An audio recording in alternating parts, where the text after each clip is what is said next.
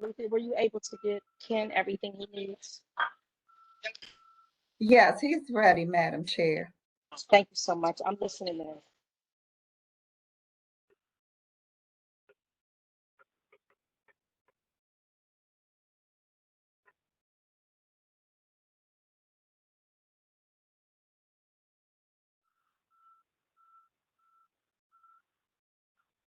Good morning, everyone. I'm sorry, good afternoon, everyone. I am Vice Chair of the Council, and we're getting ready to have our Commissioners meeting for September 13th, 2022. 14th. I'm sorry, 14th. We all know the rules. It's okay to be angry, but just make sure that you say what you want to say, but be respectful about it. We're going to have a moment of silence, and after that, we're going to have a roll call.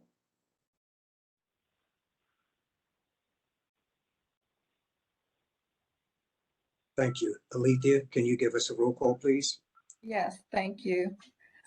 Commissioner Hoffman?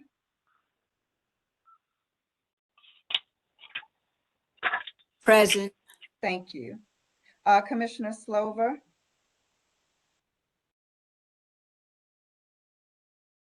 Commissioner Slover on yet? Okay. Commissioner Council? Present. Thank you. Commissioner Lee? Present. Thank you.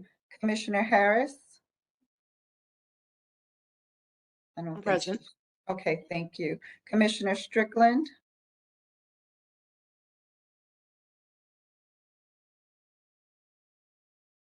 Commissioner Skinner? Here.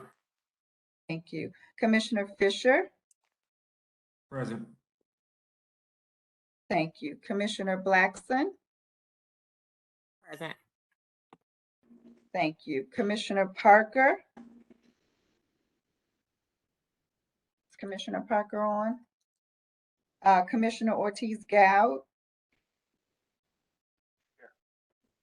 Thank you. Commissioner Falchecchio?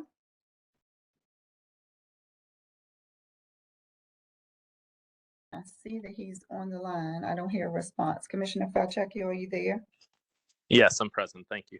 Thank you. And Madam Chair Bussey Reader? Present. Thank you. Mr. Vice Chair, you have 10 commissioners present. You have a quorum. Thank you. On today's agenda, we have Resolution 2228 to approve the District of Columbia operating budget for fiscal year 2023. Who has that? John Favreau? Mr. Vice Chair, can we start with the approval of the minutes of July 13th? I'm sorry. Are there any changes or any revisions in our last board meeting? I'm not reading them anymore, so I have no idea. You're I on move your for own. approval of the minutes. A second.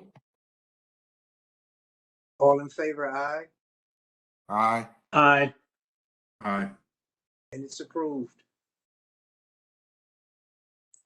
We have the executive director's report. Okay, is she on?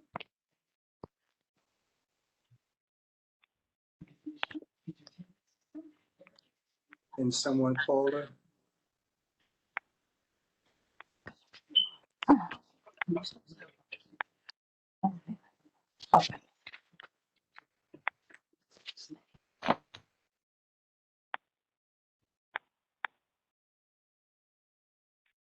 Hello? Hello. Are we in the meeting? Yes.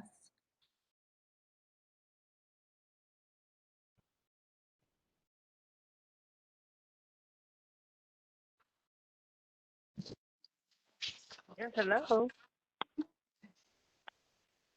Hello? Yes, hello. Yes, we're Are we, you can place yourself on mute for now. Thank you. okay, are we?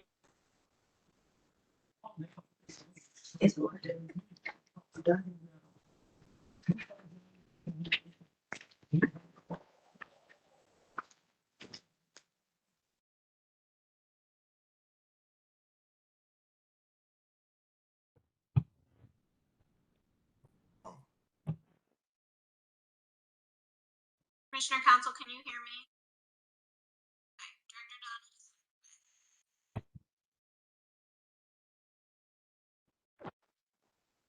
Director Donald is on her way. Commissioner Council.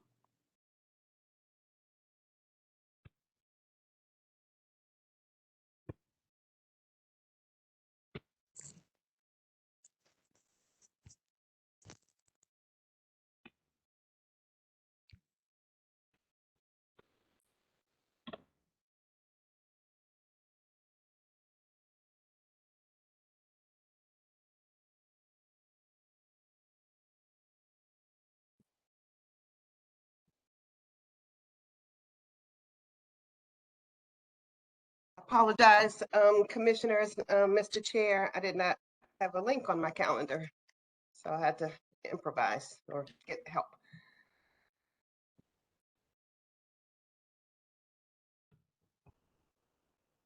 Okay, so I guess I'm right up. Give you my director's report for since last month. I think it's being made larger.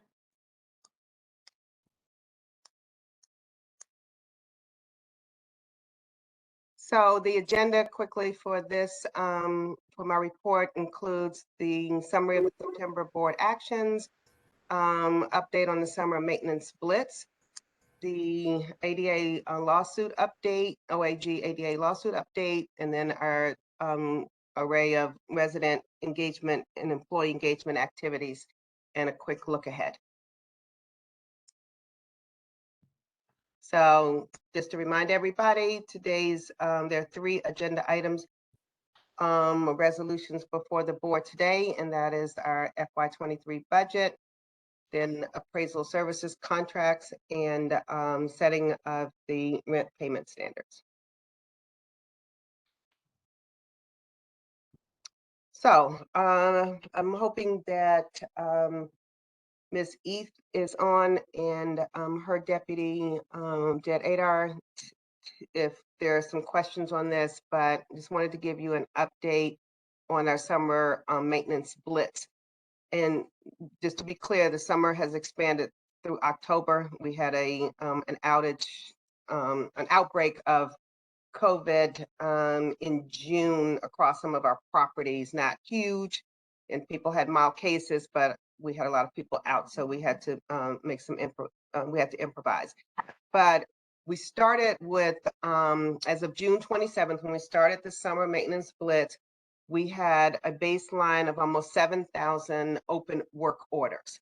Then, of course, through our own inspections, routine housekeeping, can you go back? Thank you. And REAC inspections, those work orders and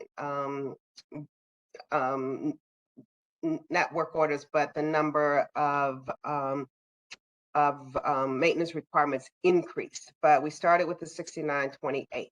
So since the end of August, the end of June through the end of August, the teams have been diligently working and have closed 7,500. So that's huge because many of these work orders, I'm sorry, jumping ahead of me, go way back for several years. And so we're still in a hurry up catch up mode, but I think it's been a remarkable amount of work by a skeleton crew, but it's been as a result of diligently focusing on our properties and managing to the need.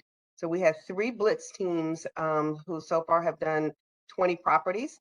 And then we've had 1 team that's been dedicated to Potomac Gardens because we just had a high number of work orders as well as the focus from DCRA.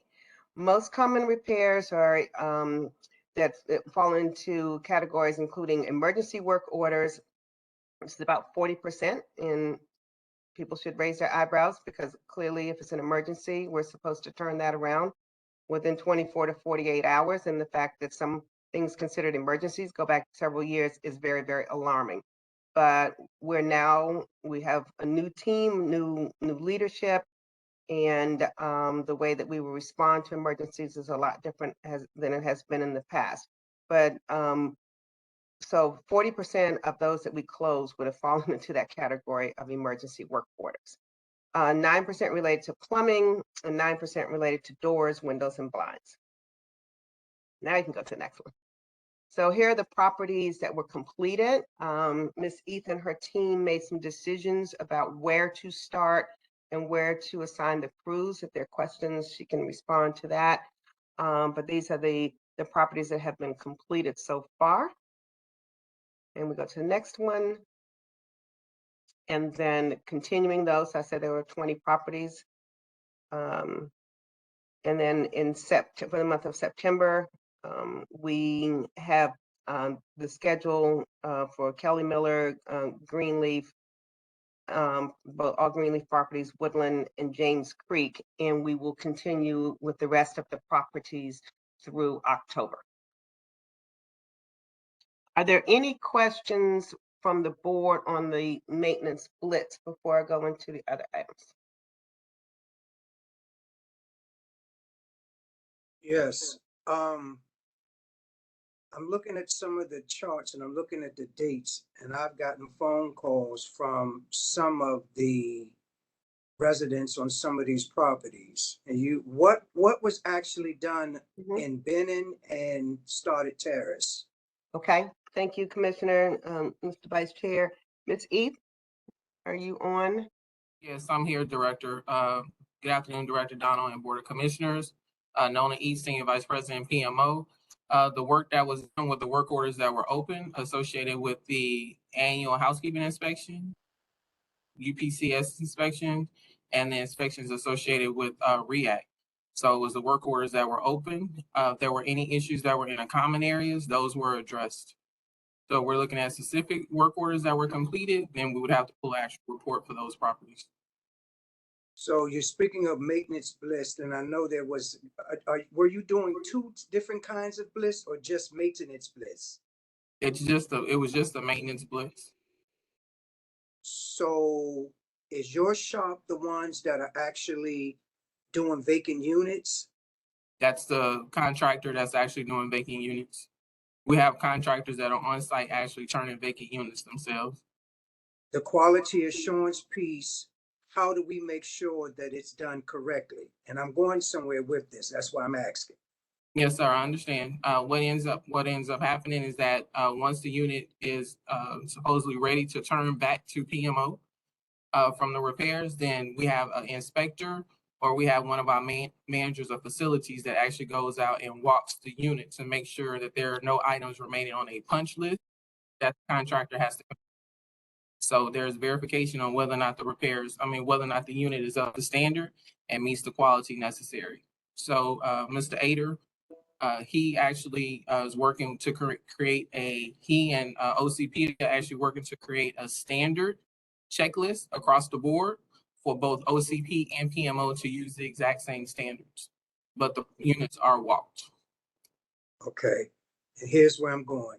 Factual. There's a resident on Fort DuPont. They went in a unit above her to abate the mold, asbestos, and lead out of that vacant unit. The vacant unit has been probably vacant about 4 years. And I guess they had to go so deep down in the floor to actually abate it, where they put a hole in her ceiling. But they cover it with a plastic, and the fan, I guess, to absorb the unit that they were working on, it went in, which exposed her family to what they were trying to abate. And to find out her unit, she shouldn't even be in it. Yes. Okay. So this is the day-to-day things and calls that I get, that I try to push out to you all. And I just got notice that the young lady that you and I spoke on over at Benning, she's going to move over in Kenilworth, but the young lady over at Lincoln Heights is still in that building by herself. Okay, I'll follow up on that, and if you could give me the information after this call about Fort DuPont. Okay, will do. Thank you, sir. All right, thank you. Are there any more questions for the ED on her report? One question, if that's okay. Yes, my hand was up. Commissioner Blackston, then Commissioner Slover. Yes, I wanted to see the dates on the Blitz for Potomac Gardens because I did a walkthrough there. I want to see if anything has changed since has that been done since my walkthrough at Potomac Gardens because I found a lot of issues there and some at Greenleaf. Mhm. So We haven't gotten the Greenleaf yet, Okay, but trying to Potomac see the Gardens, dates. we have been there for a couple of months now. So Are they complete? no, No. we're not complete. We actually, the maintenance Blitz was split into 3 different teams, and we actually, based on some repairs that were needed, I actually mobilized a team there. So there's a team that is still currently on site at Potomac. Okay.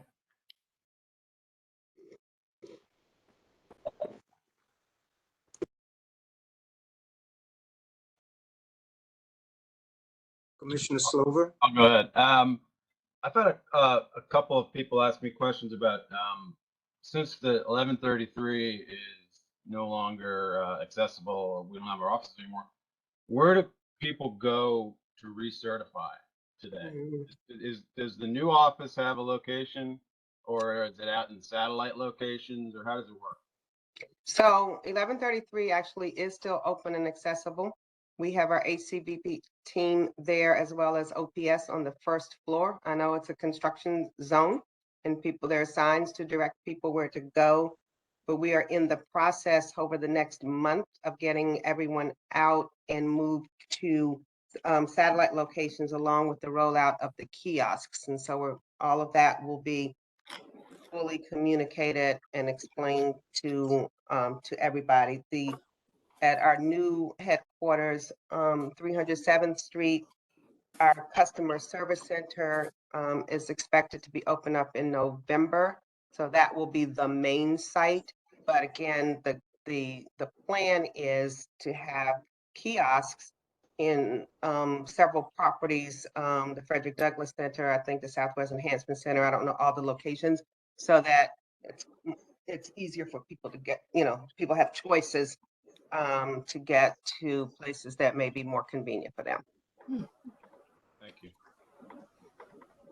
Okay, I'll just quickly go through a No, few other I had my hand up. I have a couple of questions. on the maintenance. Yes. I wanted to complete the maintenance Hi, one on Shanna. Potomac Gardens as well. Hey, I'm good, thank you. Mhm. Oh, hey, sorry, Ms. to block Black- break from the webinar I was on.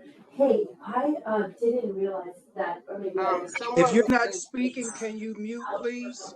If you're not speaking, can you mute, please? Olivia, can you mute people? Thank you. Okay. I'm sorry, Commissioner Blackson, I think Potomac Gardens is ongoing. Okay, but I have a question, a concern for the residents that I actually witnessed while I was there. The building 700 with the lock on the door, would the Mhm. residents be receiving fobs or because the laundry facility is there?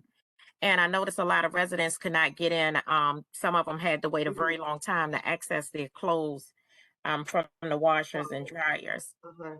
I know Miss the resident council president, Miss Petway just sent an email this morning about that, and Miss Eads is responding to her. So can you give her a chance to follow up in after today's meeting to figure out how we need to address that? Thank you. Thank you. Thanks for reminding us. How many total units were inspected on the Blitz? We had that there were 6,900 initially, and then 7,582 were closed. How Mhm. many have not been closed? Good, great question. We have roughly 9,000 tickets that we're still reviewing that are still open. Wow. Yep. So I would like to quantify that those work orders actually went back to 2019. Yep. So the program had work orders open from 2019 through current. So we had a large volume to work through. So it's the 2 years during the pandemic, we were only addressing emergency work orders. And not getting to most of those, it looks like. Yep.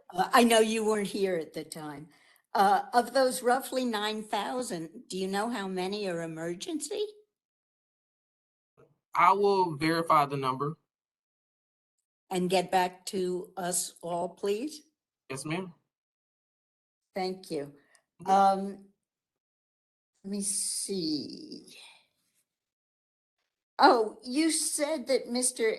Ader is developing a standard for the completed remade units.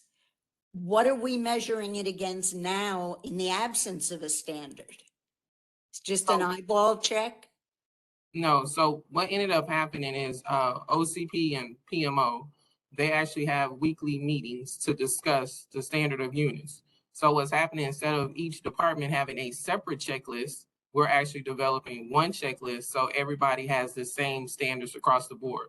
PMO looks at one set of standards, OCP may look at another standard, and we just want to make sure that we compare both of those and they are standard across the board. And then will there be only one inspection of a redone unit? Yes, ma'am. Thank you. That's it. Okay, thanks, Commissioner. I'll Wait, move wait, on quickly. One Okay. second. I have one more question. I'm trying to get clarity. We have units that are cited. Are we changing our mind on what we're doing?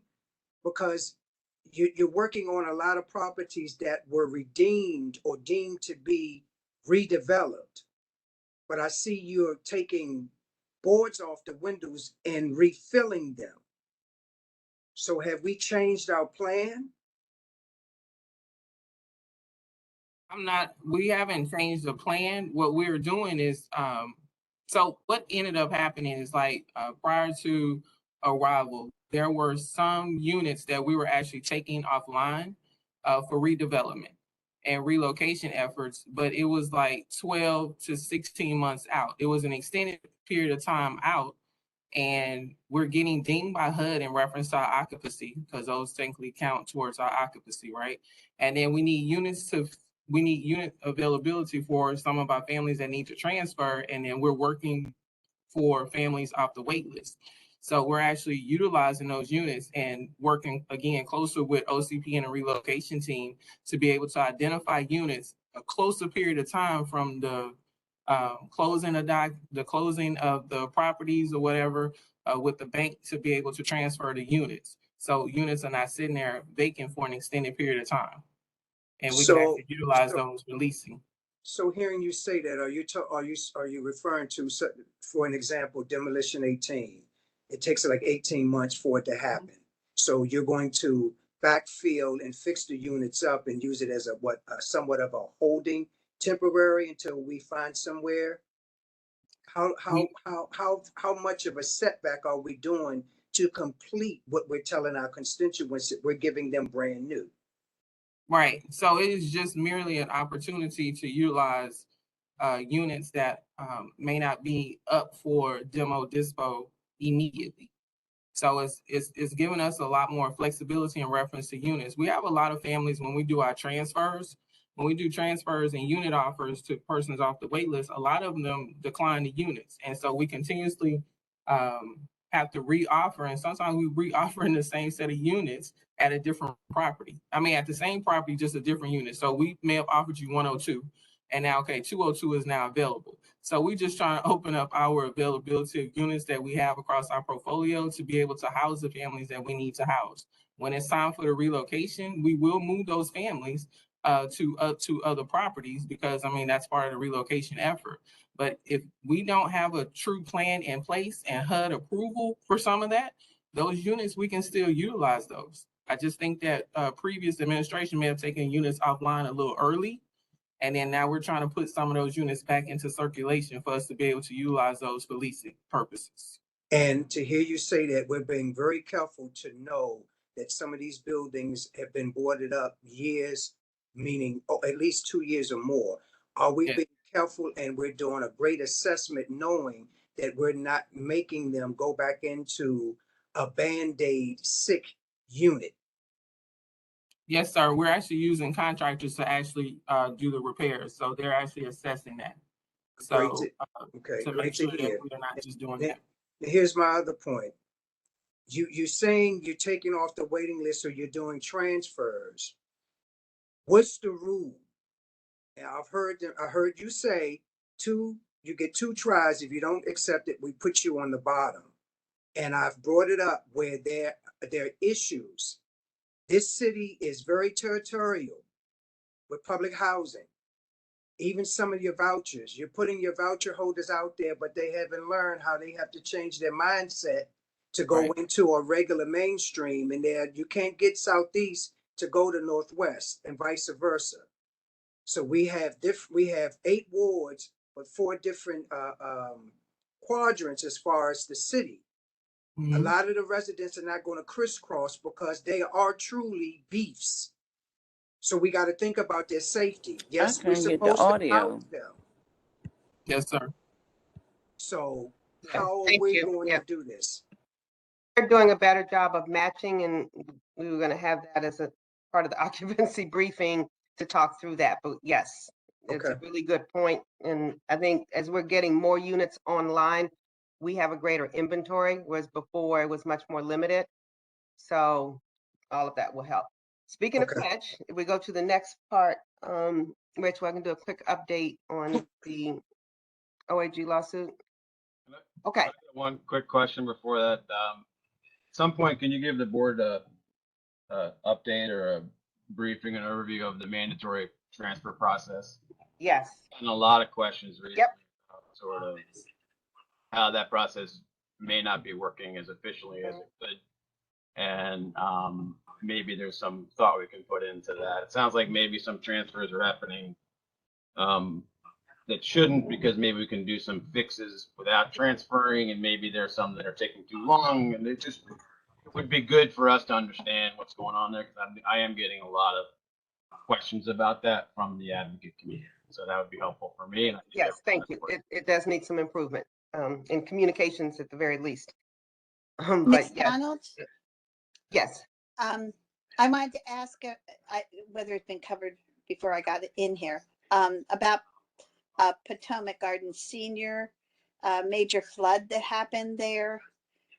I was at a meeting and water was pouring from the ceiling.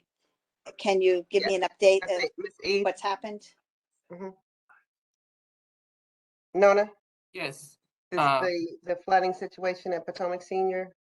Yes, there was an apartment that had a flood in there, and the contractors went in, did the repairs associated with it, and that has been taken care of. So the one that was pouring water right by the security desk into the lobby, that has been repaired? Yes, that was coming from an apartment on another floor. Okay. Thank you. Thank you. I'm going to move on quickly with updates on the OAG lawsuit. So we, on August 29th, we filed a motion to dismiss. So that this was our response to the OAG filing that was in June.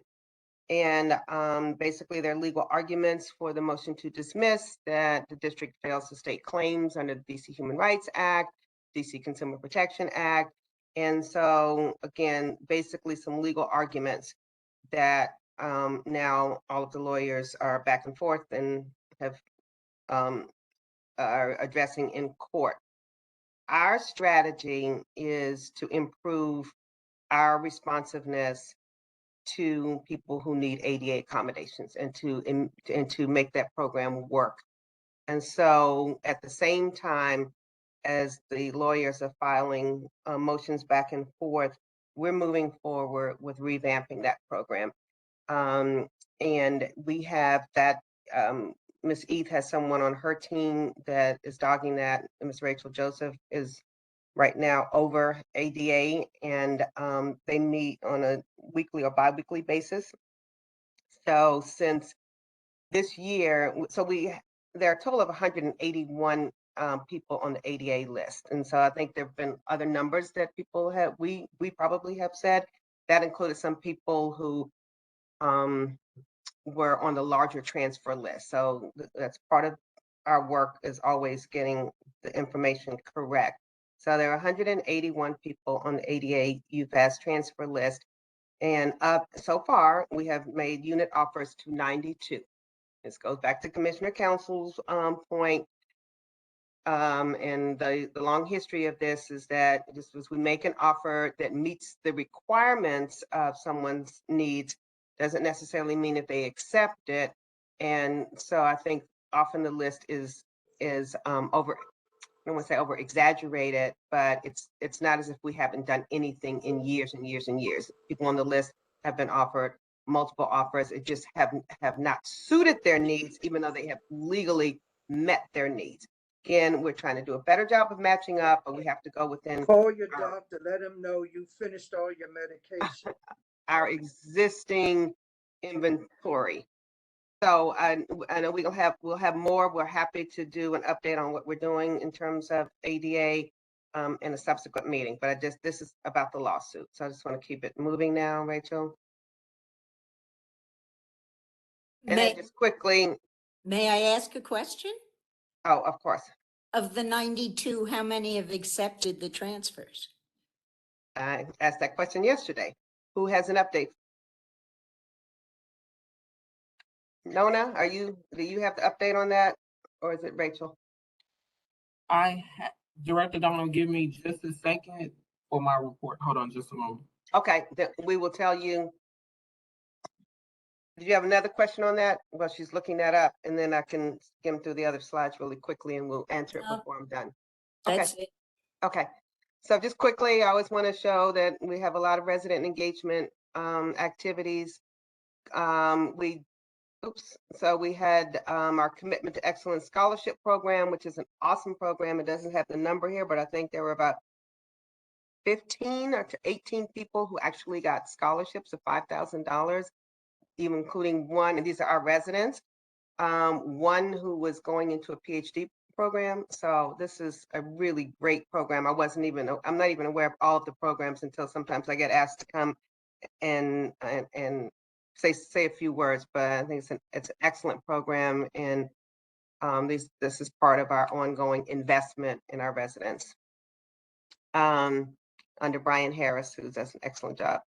We had our graduation program for our summer youth, our BEST program, Building Excellence through Service and Training. Unfortunately, it had to be virtual, but the young people gave wonderful testimony about what an awesome experience they had, including doing team building exercises and going on college tours. So it's a really comprehensive program, and they're doing work, some for us, but also some for other entities as well.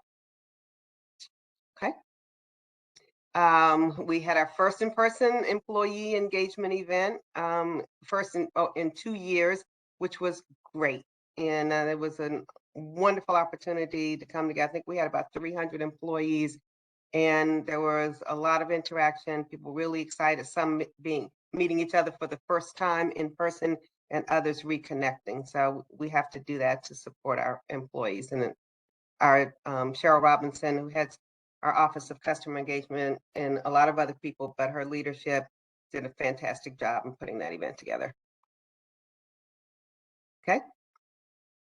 More scenes.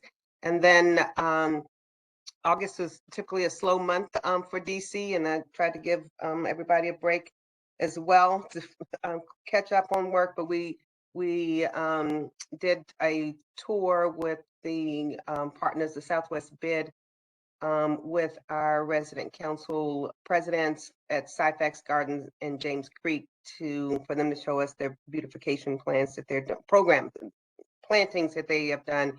And they're very good partners with the 2 resident council leaders, and also want to help us with some maintenance, which I think we are working on an MOU, because they have the people, they have the ambassadors.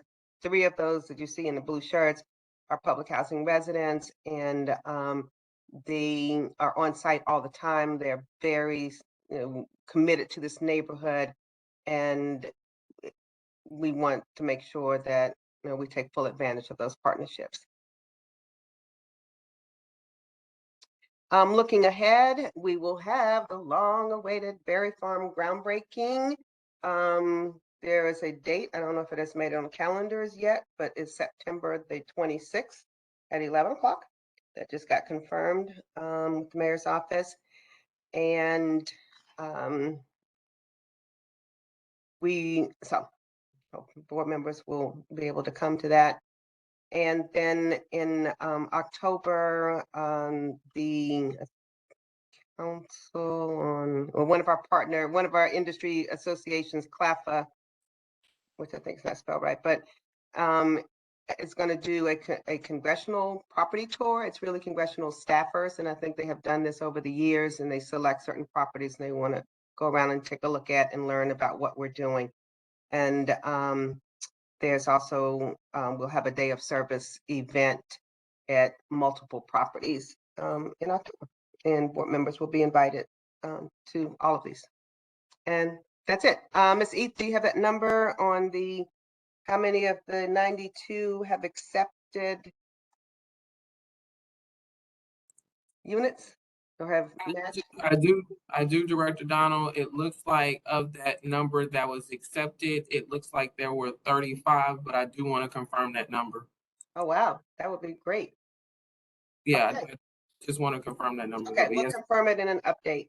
Thank you. Okay. Mr. Vice Chair, are we ready to move to the public testimony on our first resolution, which is the budget? We are. Alethea, do you have the two? Yes, I do. We do have two people that have registered to testify on Resolution 2228, which is our FY23 operating budget.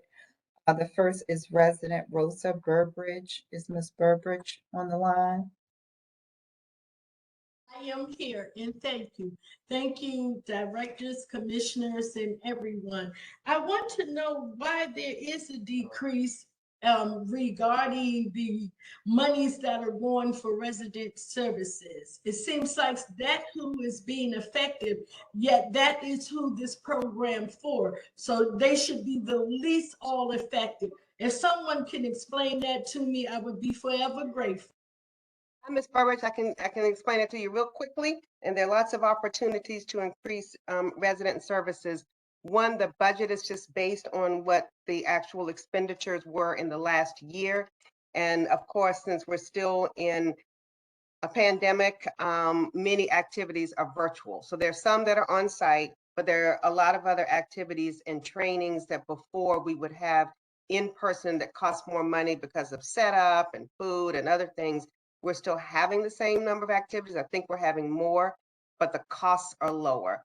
But with our Resident Council Presidents Advisory Group, I want to talk with you guys about some opportunities to do even more and even bring in more partners. So resident services activities, not going down in the least, they will continue, we'll step them up.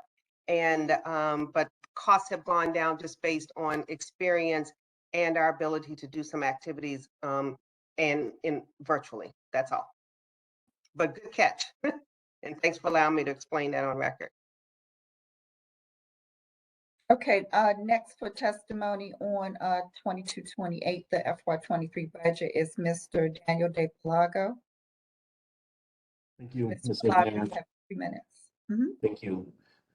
I much along the lines of Ms. Rosa, I had some questions around some, it looks like less money being budgeted for certain things. So I noticed in general, there's less revenue in FY23 being accounted for than in FY22. I see, once again, that significant cut in tenant services, but thank you for that explanation, Director Donald. I also see less money for utility expenses and maintenance expenses being allotted. Can you explain why that is? How does that affect the the needs that are perennial for public housing residents?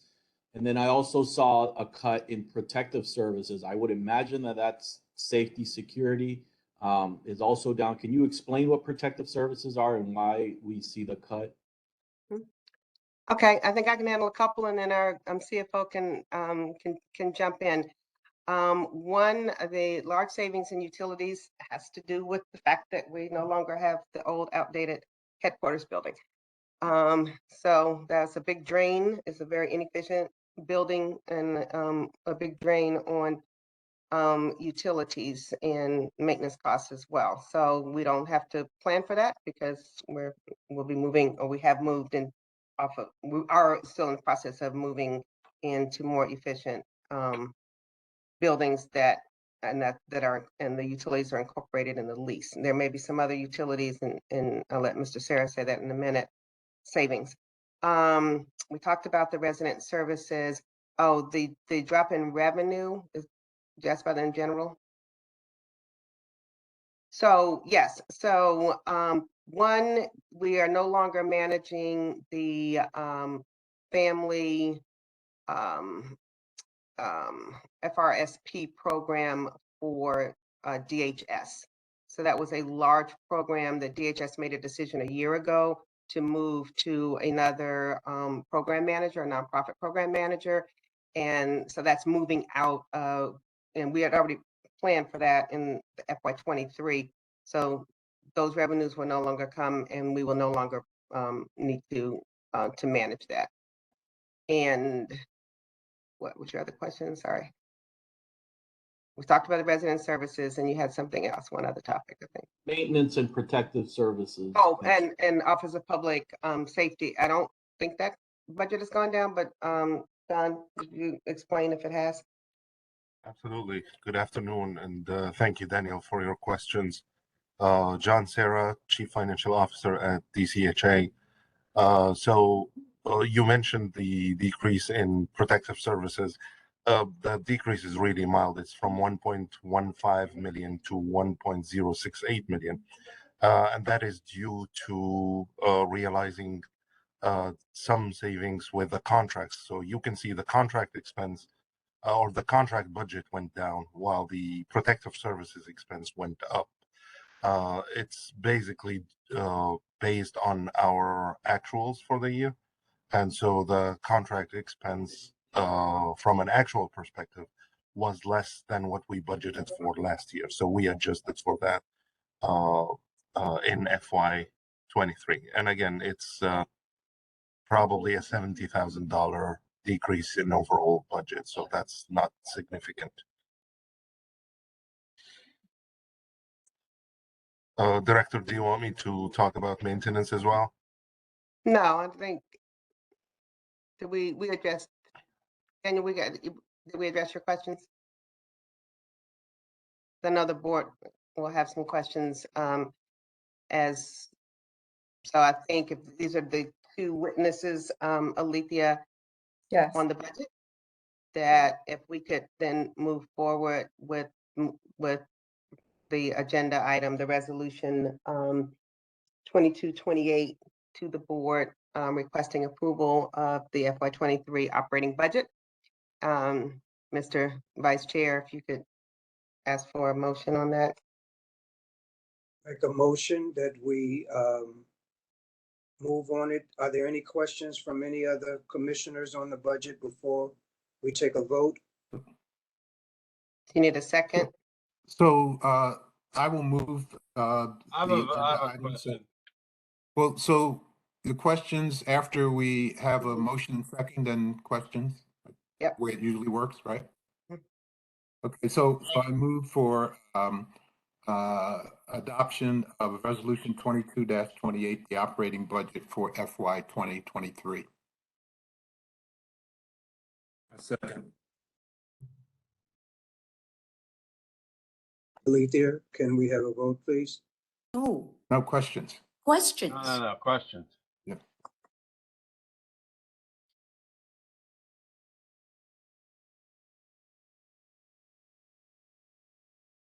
Mr. Vice Chair, I see. Questions, Commissioner Slover?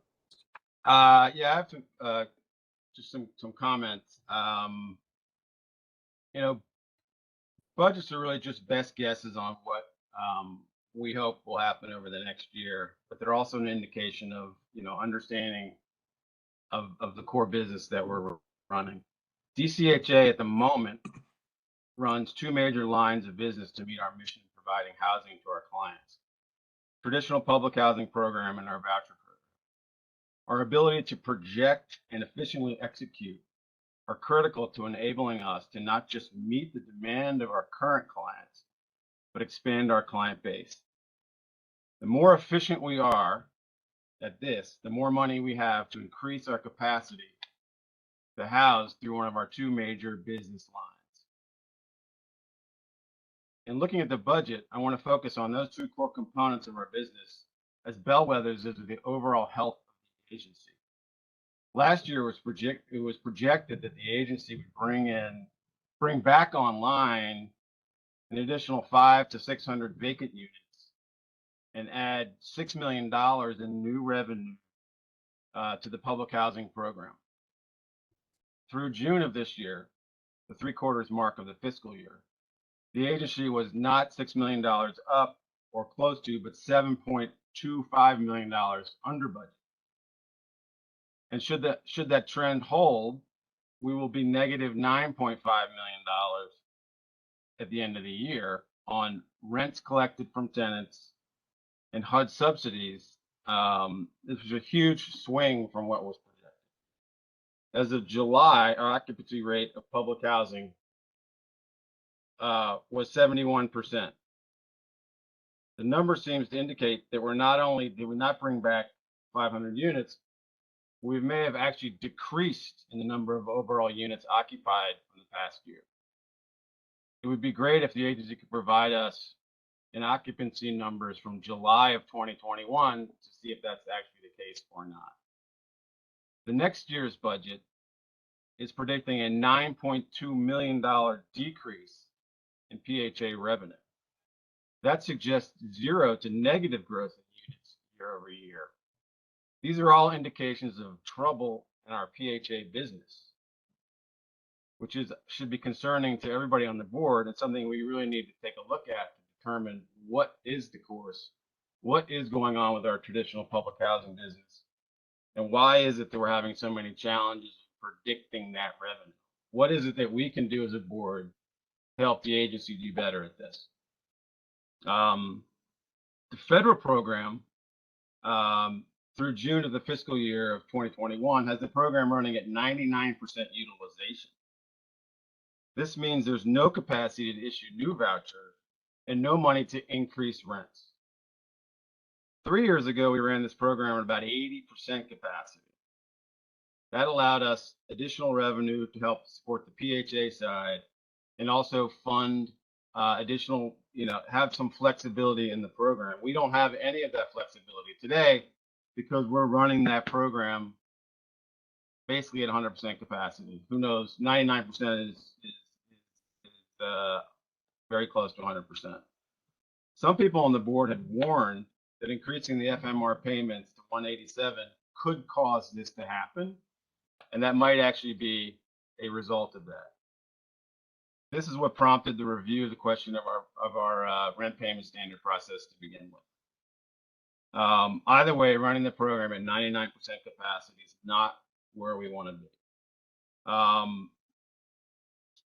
This budget really affirms some of the concerns I have with the direction of the agency as illustrated through the numbers related to our two major housing programs. For that reason, I'm unable to support the budget because I think we need additional work to support our two major programs. So I hope I can get people to support me in that. But those are my comments. Thank you. Mr. Vice Chair, can I respond for the record because there were some inaccuracies?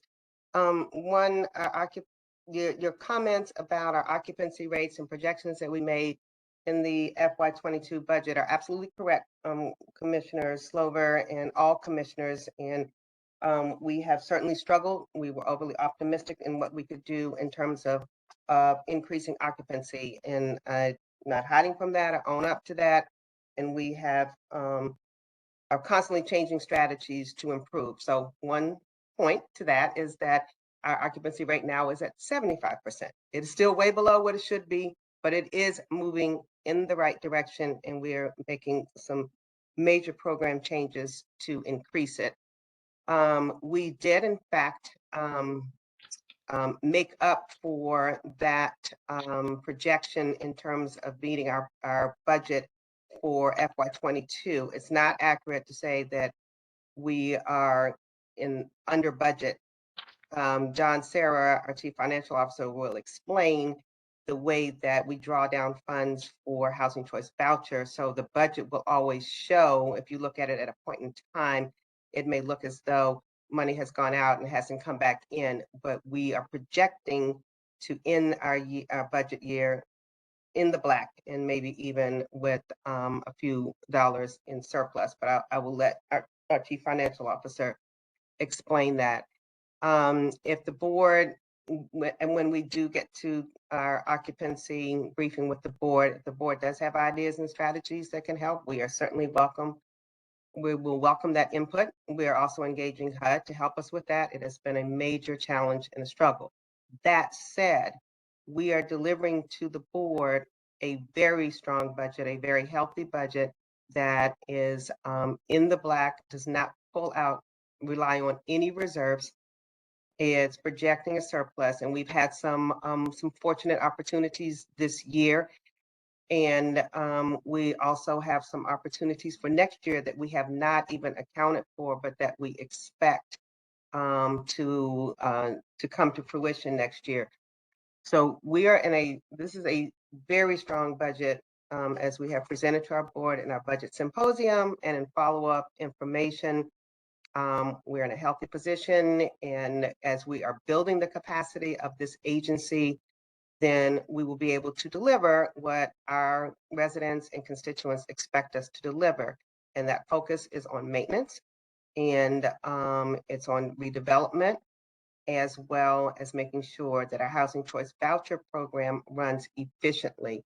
So all of those things are included in this budget that I think is conservative in our projections, but certainly very strong and very solid. Mr. Sarah, would you address that issue about where we are year to date, that Commissioner Slover stated it looked like we were going to be running it, hitting a $9 million deficit? I just want to make sure on the record that everyone knows that is not correct. Sure. Well, I want to clarify that I didn't say we were in a $9 million deficit in the overall budget. What I'm saying is, if you parse out the PHA program, based on what you budgeted and based on what you projected, right, we could end the year not 6 million up from last year, but 9 million down on your budget. That's the point I'm trying to make. I'm trying to pull out our two core components out of this budget.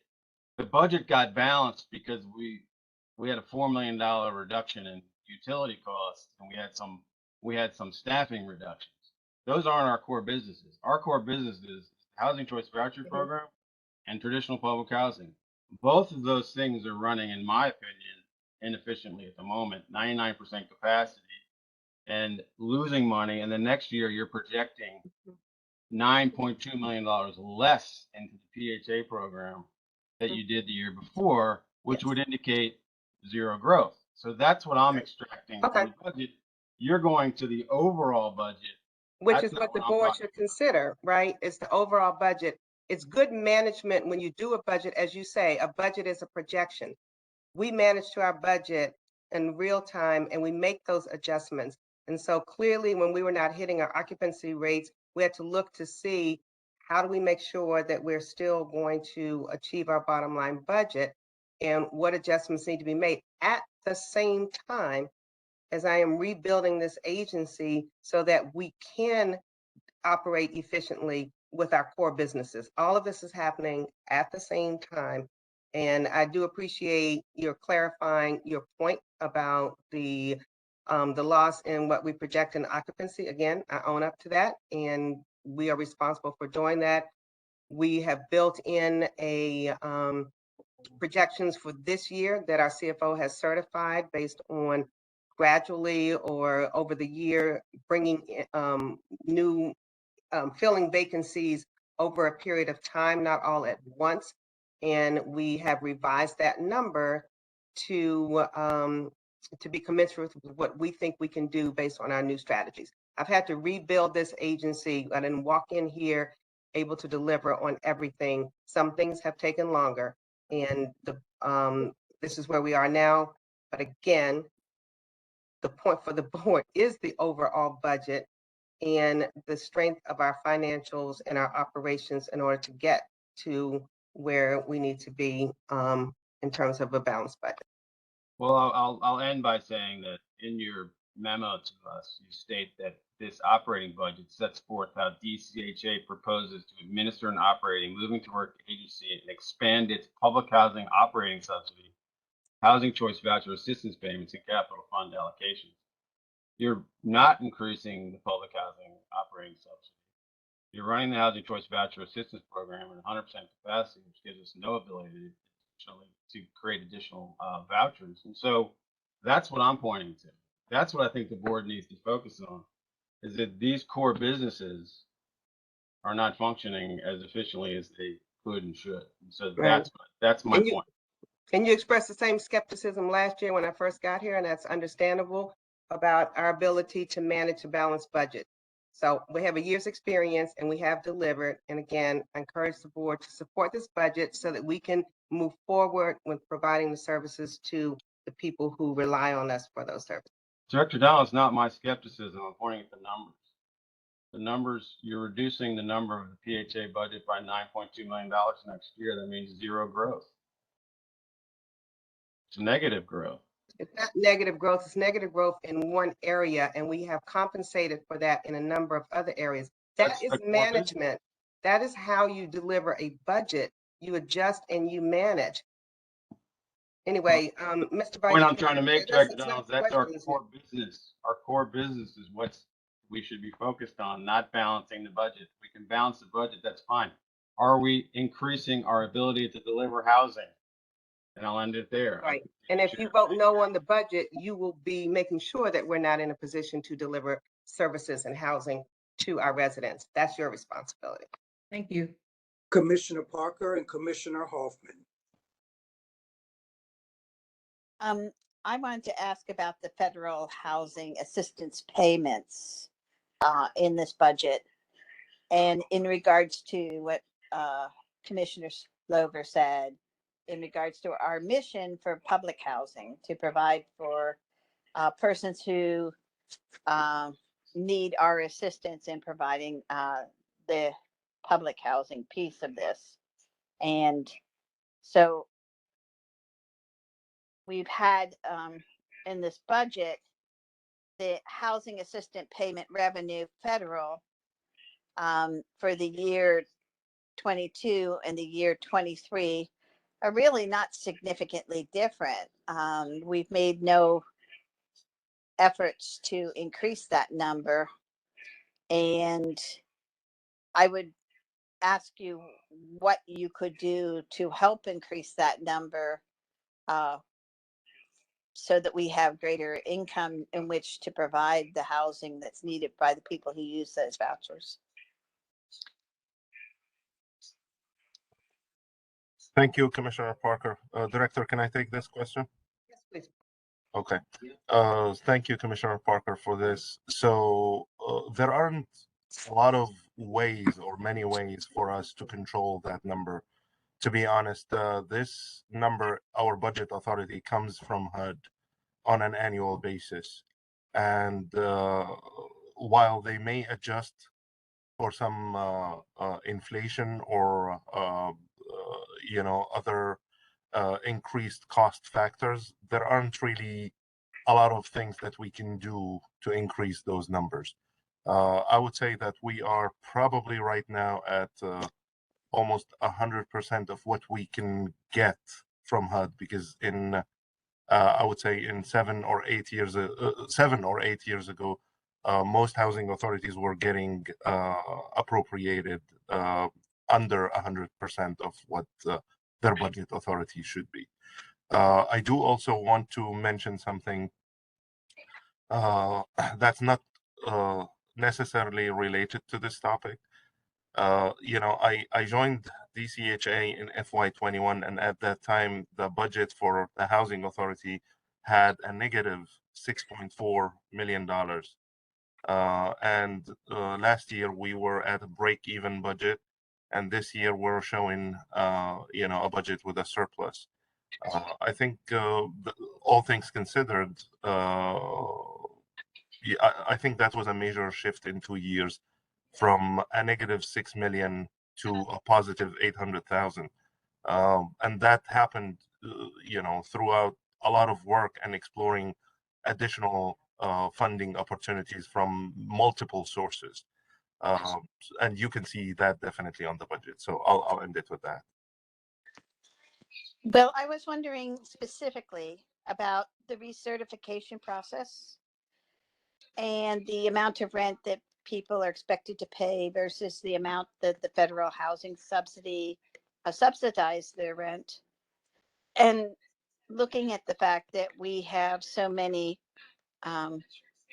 vacant properties, and we have many, many people on the waiting list who need housing. And many of those are persons who need housing at 30% of their immediate income or less.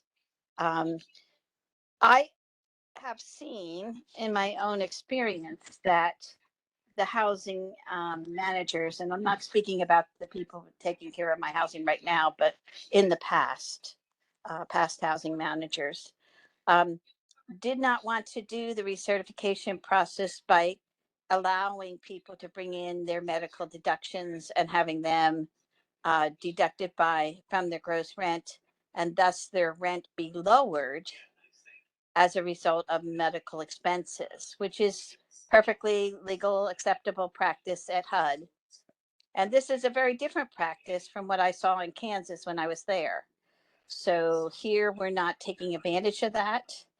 And we make families more vulnerable, especially those with great deal of medical expenses.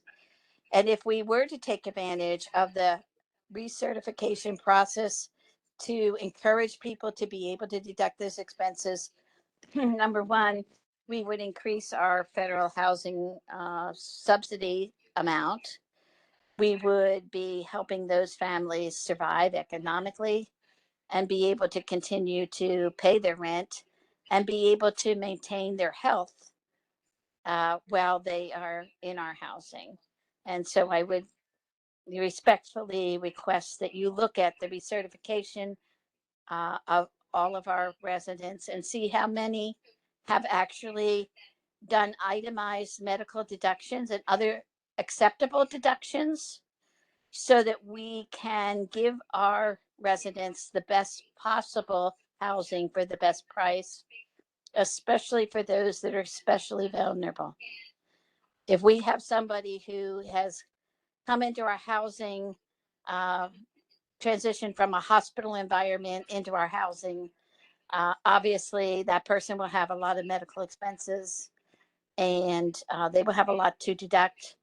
But there has been no process in the recertification that I've seen for them to do those legitimate deductions and thus increase the amount of housing subsidy we get from HUD. Thank you. Thanks, Commissioner. I know this came up in our resident council president's meeting several months ago, and Ms. E presented on that and had some follow-up. So maybe there's some specific things that you can bring to light in a follow-up with her on that, because we I don't know if we're inconsistent or to the max, but maximum benefit. It's just a way to increase it. Okay. Thank you. Thank you. I have just a couple of questions. One is, Director Donald, you were going to work on developing systems so that we could increase our rent collections. And I don't think I've heard anything about that for a while. Is that still under consideration, or have you done something? It is still under consideration. We have a consultant group working with PMO to help us with that. And I'm due a report from the PMO team sometime in the next few weeks. I'm happy to add that to the list of briefings to the board. Okay. The other thing I'd like to follow up, Daniel had asked a question about why maintenance costs were going down, and I'd like to ask Mr. Sarah to answer that. Okay. John? Yeah, thank you, Commissioner Hoffman. So the adjustment for maintenance was largely not in all parts, but largely due to moving our headquarters. But then the remaining balance of reduction that you see was due to the actuals that hit our financials in FY22. And if I was to speculate on that, I think much of the work that we are doing right now is actually being handled by the capital office, the capital planning and projects office, OCP, rather than the maintenance expense at the properties themselves. And I think that's a move in the right direction to utilize the dollars that we are receiving. If we did the maintenance promptly, we wouldn't have capital expenditures to fix places, right? That's correct. But in many cases, Commissioner, it seems that there was some deferred maintenance that now is being handled by capital. So I think we are in the process of catching up with those capital deferred maintenance expenses and moving them to capital. And then from there, we can certainly develop maintenance schedules where they become regular maintenance items rather than move into a larger issue. We have 7,000 open work orders today. Yeah. That's a lot to cut back on. Anyway. Yeah, and I don't think we're saying we're cutting back on it. We're just saying that when you move work from maintenance to capital, then it doesn't hit your operating budget, but it utilizes capital dollars that we receive from both the district and HUD. And we get more capital dollars than we get operating dollars? Certainly, yes. For maintenance. The other question I had was, should we run a surplus of $4 million when our residents, our places are not being maintained wonderfully, our residents don't have all the programs they would like to have? Surely we can spend another $4 million without harming ourselves. Yes, Commissioner, we're trying to build capacity as fast as we can. As I've said many times, our problem is not lack of money, it is lack of capacity. And so both on the maintenance side and on the development side, we have resources to spend, and we've been building the muscle to do it. We're in a much stronger place now. We're not where we need to be. PMO still needs to be shored up quite a bit. But our goal is not to have surplus. Our goal is to spend the money that's necessary to support our residents 100%. Excuse me, Commissioner. Excuse me, Commissioner. Hi, my name is Dawn Long. I noticed that you guys had guest speakers. I'm challenging, I'm following you guys, and I was invited to be able to share. I didn't know, am I interrupting the board membership right now? Because if I am, or would I be able to get a chance to speak about you will at the end, ma'am, you will. We do see you on, okay. but you're at the Okay. bottom. We're not ignoring you. But I live in the dwellings though, so you know, the pieces of it. Okay. We're not ignoring you. You all on to speak. We'll call your name when it's time. Thank you. Thank Commissioner Hoffman. That's it.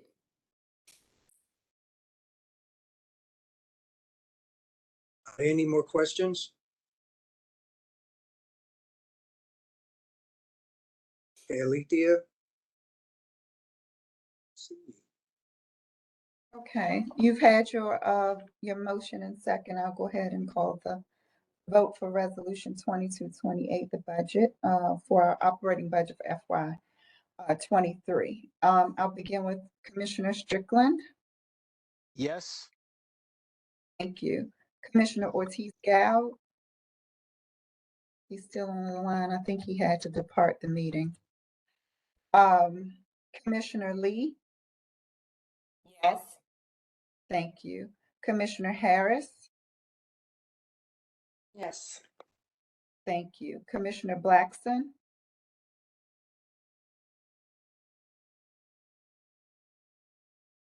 Commissioner Blackson, are you muted?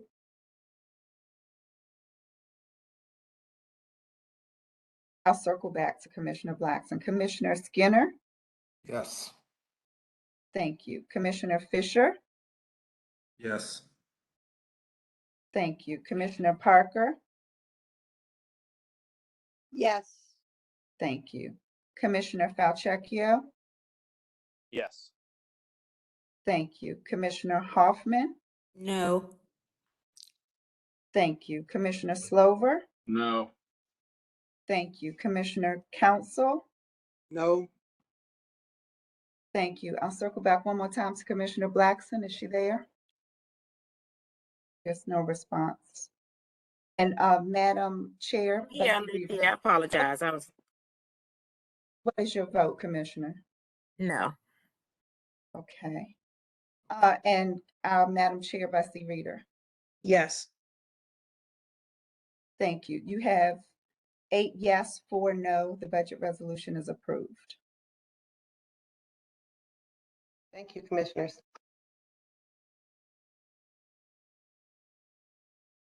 Mr. Vice Chair, there's no one that has signed up for testimony for Resolution 2229, the appraisal resolution. Okay, who has that, can speak on it so we can vote? Real quickly, Lori, do you want to speak to that, or is it Kimberly? Just to do the summary. I think it would be Kimberly Allen, Vice President of Administrative Services. Good afternoon. We have Resolution 2229 to authorize the award of 3 contracts for appraisal services. Each contract is for a minimum amount of $25,000 up to $200,000 for an aggregate contract award of $600,000. And these services are for appraisal services in support of the Office of Capital Programs, with their development of mixed income development and public housing projects.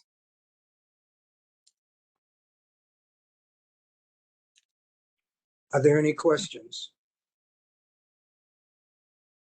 Commissioner Hoffman, then Commissioner Slover. Yeah. How did we handle these appraisals in the past, or did we not do any? I will defer to the program office for that response. Mr. Strickland. That's Mr. Strickland, or are you talking Mr. Stringfield? Stringfield. I'm sorry, Stringfield.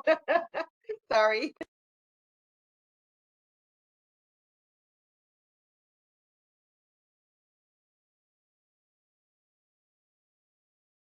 You're on mute, John. You're on mute.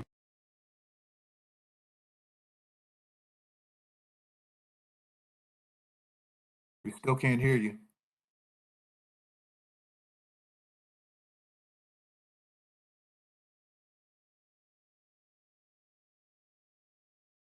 So this is Andre Gould, AVP Development in the Office of Capital Programs. I can answer that question. In the past, we have gone through the procurement process for selection of appraisers. One at a time? Similar method that we're doing today. In the past, it hasn't gone to the board, and our VP of Office of Administrative Services can speak more about that on how we're moving forward. So previously, the agency did award contracts for appraisal services that were competitively solicited and awarded. The previous contracts were for amounts that were less than the board approval level of the $250,000 on an individual contract award amount. However, in an effort to be completely transparent and to be more forthcoming with regards to the contract awards, the Office of Administrative Services is now considering the aggregate amount of the contract awards. So in response to any solicitation. So if you look at these contracts individually, while they are below $250,000 individually, when you look at the aggregate award as a result of the solicitation, it is above the amount that would require board approval. So we are presenting these contracts at this time for board authorization to proceed with the contract awards. Would you know how much we have spent on appraisals in, say, the past 3 years? No, ma'am, I would have to refer to the Office of Capital Programs. This is John Stringfield. We can get that exact number for you, Commissioner Hoffman. But on average, appraisals do, for the type of appraisals that we are soliciting for, they average about $10,000 to $15,000 per appraisal. And how many are you estimating we're going to need? Seems like a big number, $600,000. Well, we are taking a look at the entire portfolio to get a valuation of our properties. But we have presented the senior strategy, and we are anticipating appraisals for at least 14 properties within the next several months. That would be 140,000 to like 200,000, not 600,000. Well, we do have a significant amount of properties in our portfolio, and we are taking a look at the entire portfolio so that we can understand what we're going to do with the portfolio, how we're going to, whether we're going to redevelop, preserve, or rehabilitate these properties. And in order to do that, we have to have a valuation of the properties. Thank you. Commissioner Slover, Commissioner Parker. I appreciate it. So how will the 3 firms be awarded the task orders under the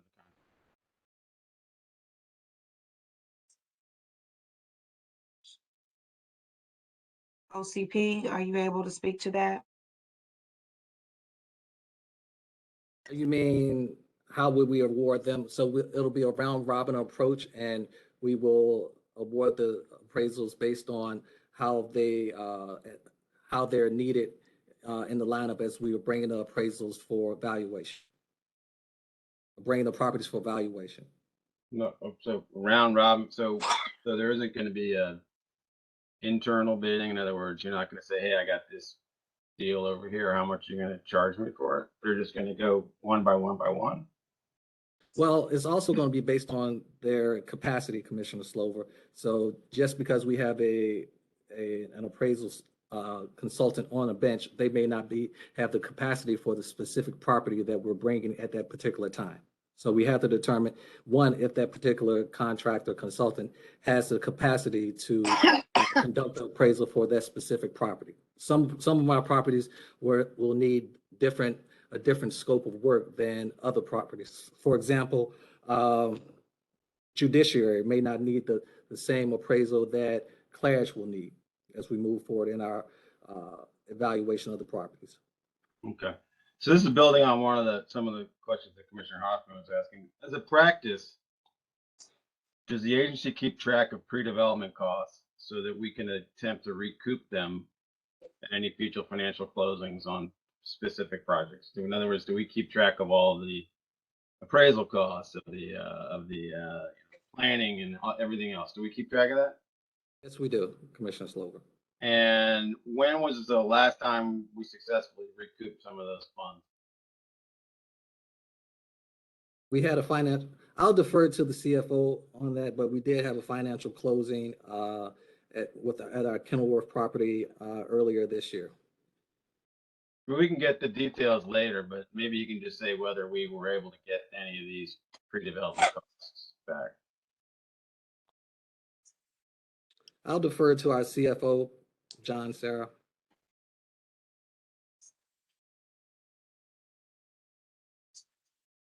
John, are you still on?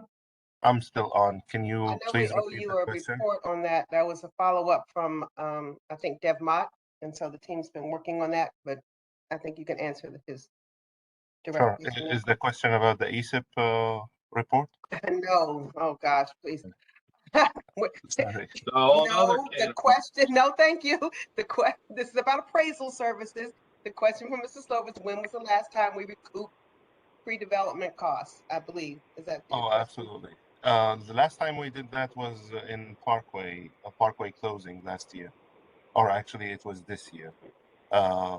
We do, Commissioner Slover, we have a process to book those pre-development expenses into receivables, and they get recouped at closing by submitting all these invoices to the financing institutions at closing.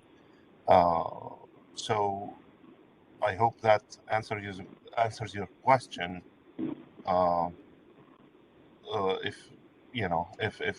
If that was the question. And again, I'm sorry, I had a question from one of my staff.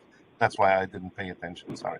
That's all right, no problem. So the agency has a system of keeping track of all this, and somewhere in all of your databases, and presumably have a list of all of the outstanding pre-development expenses as an agency have incurred on all these. I mean, so let me put it this way. We do have a process where when a payment is being made, the project manager will flag if this is a pre-development expense or it is a project-related expense. In other words, it's whether it's an expense or a receivable. And once that is flagged, then the proper reimbursable expense is booked as such on our books. And when a project is being closed financially, we submit all these receipts and invoices to the financing institution or the closing parties so they can close us on it and reimburse us for all these expenditures. So if it'd be great if you could provide us a list of all the outstanding pre-development costs we have, just so I can get an idea about where we are in the so. Sure. So in the committee meeting on this, I'd ask that we insert some language into this resolution to affirm this practice. The executive director and the chair of that committee rejected that request.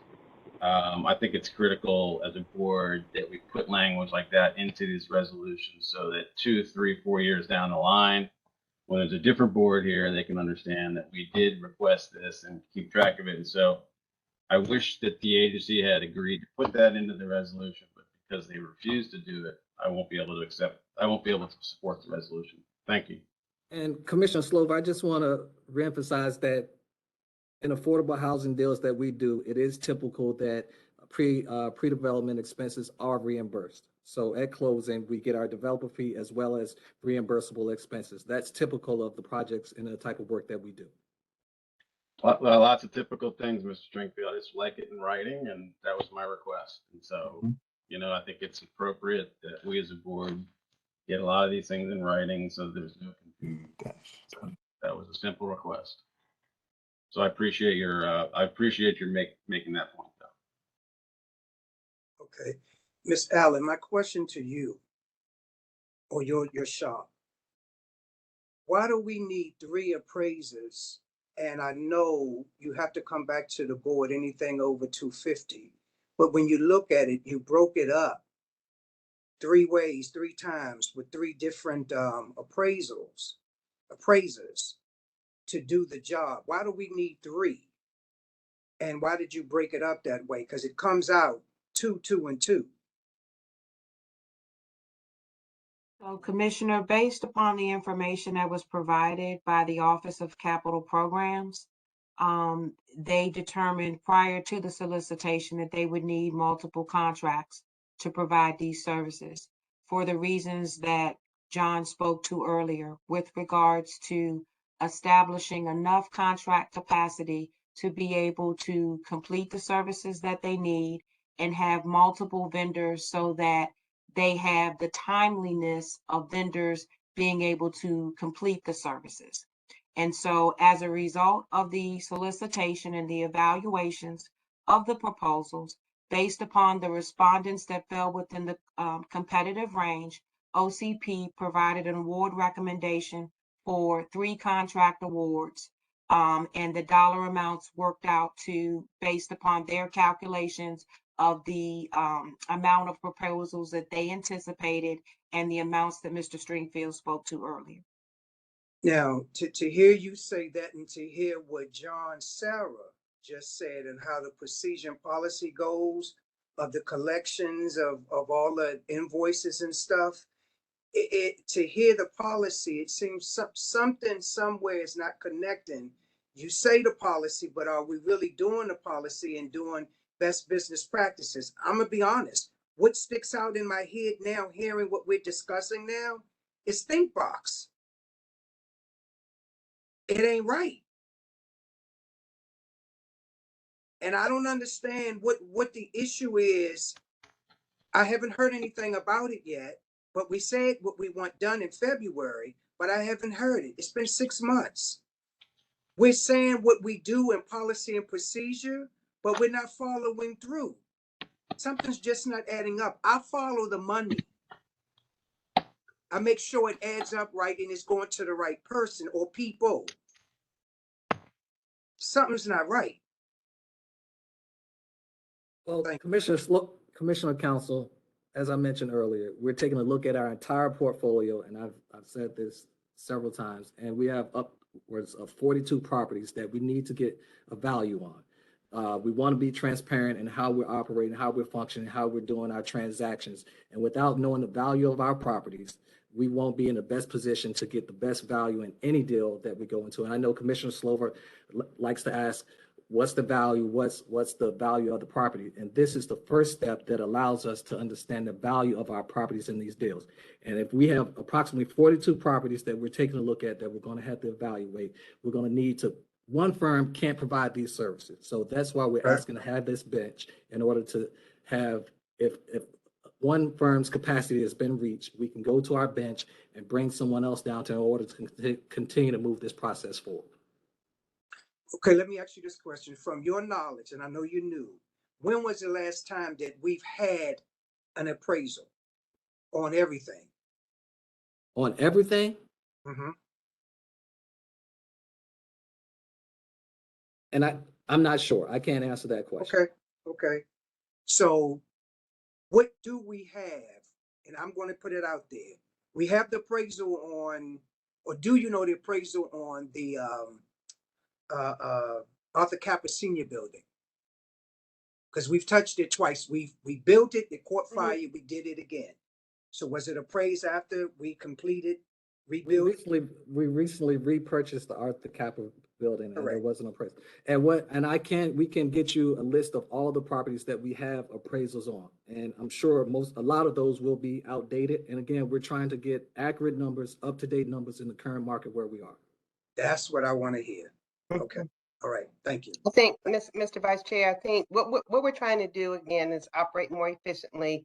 Certainly, any time that we're doing a deal or there's some transaction regarding a property, we're going to do an appraisal. But the way it had been done in the past was just to do it, individually, and then we wouldn't have to come to the board because individual appraisals are, don't cost $250,000. And so, it's not an efficient way to do it. And as Ms. Allen said, we want to be transparent. We're going to be pushing forward with a major, a lot of properties and doing major redevelopment. So we want the board to be clear that there are costs associated with them. And so this is why we're bringing it to the board. If the board, chooses not to support this, we will still be doing appraisals. We'll just go back to the old one by one. And then the board will say, well, you guys are not being transparent. And we're bringing it before you. We're not trying to hide. We know that there are costs associated with the senior strategy and our other projects. And so we wanted to package it together and have a more efficient way of awarding those appraisals on each property. So I would ask the board to please support this procurement. With that said, I move for approval of Resolution 22-29 for appraisal services.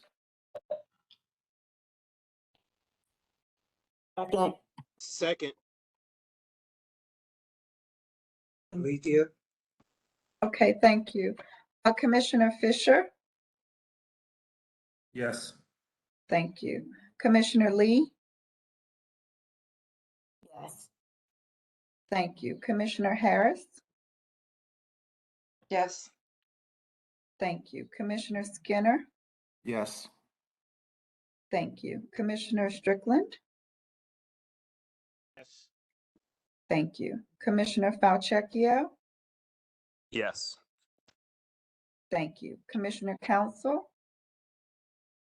No? Thank you. Commissioner Blackson? No. Thank you. Commissioner Parker? No. Thank you. Commissioner Slover? No. Thank you. Commissioner Hoffman? No. Thank you. Is Commissioner Ortiz Gallo on? No, he's absent. Madam Chair Bussy Reader? Yes. Thank you. You have 7 yes, 5 no. The resolution is approved. Thanks, Commissioners, for allowing us to move forward in a more efficient way, those who supported it.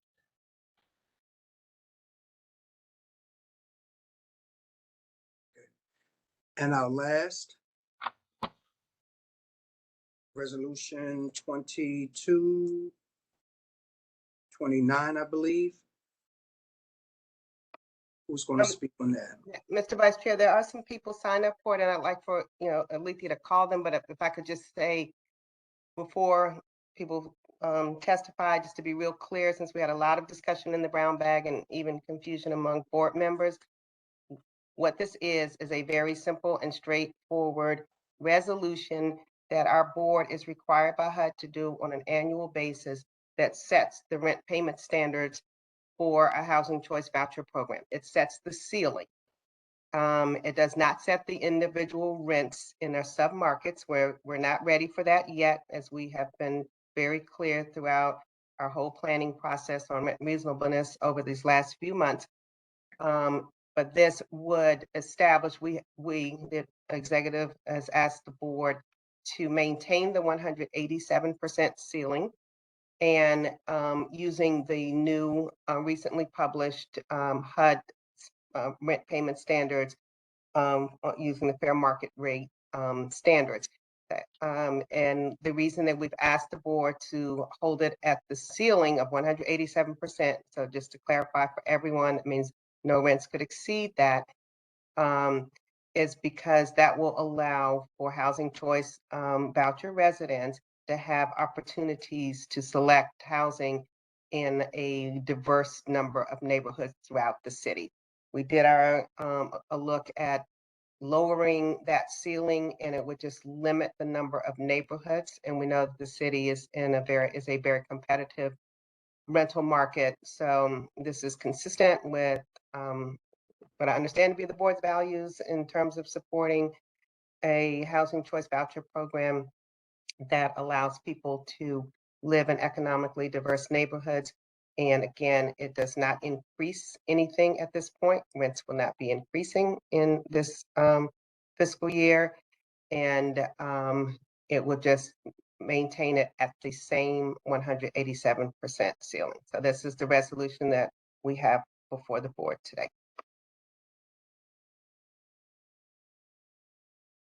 Alethea? Yes, okay, it looks like we have 2 individuals now that have signed up for this particular resolution, because 2 others asked to be moved for general comments and taken out of resolution 2230. So the first is Harry Garral. Is Mr. Garral on the line? This is a non-resident. Okay, I'll move on to Craig London. Mr. London, non-resident. Yes, I am here. Thank you. Yes, sir, you have 3 minutes. I would like to thank Director Donald and her team, including Mr. Martinez, for including my feedback into the rent analysis. I fundamentally agree with the decision to implement a two-track rent adjustment methodology with both an annual AAF inflation increase along with a periodic adjustment based on a more comprehensive study. After many years of experience with voucher tenants, I have a comprehensive understanding of these issues, and I would like to add some feedback and suggestions.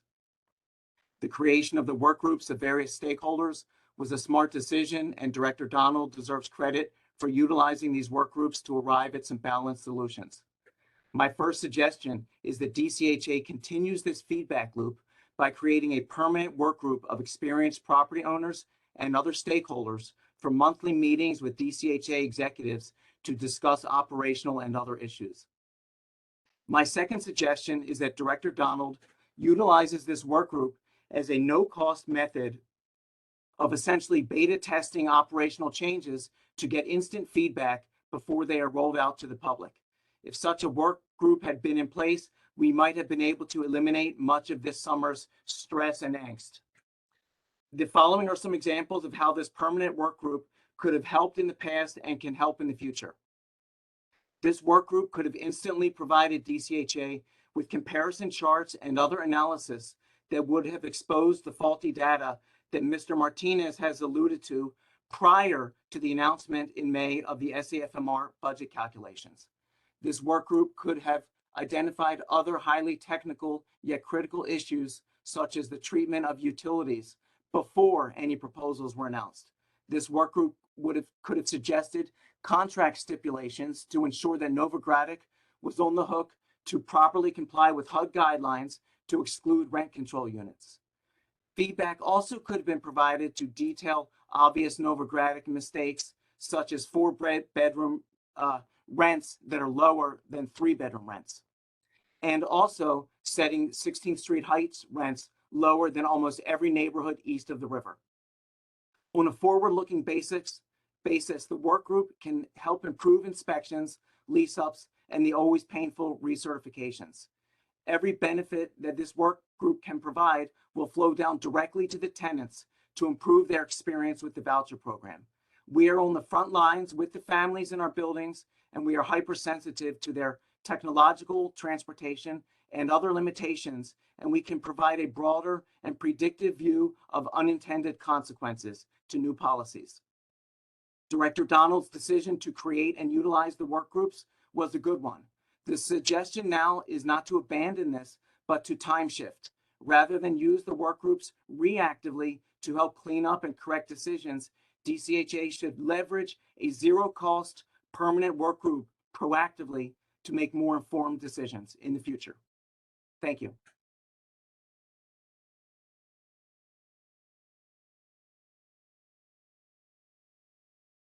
Thank you. That's it for testimony on Resolution 2230.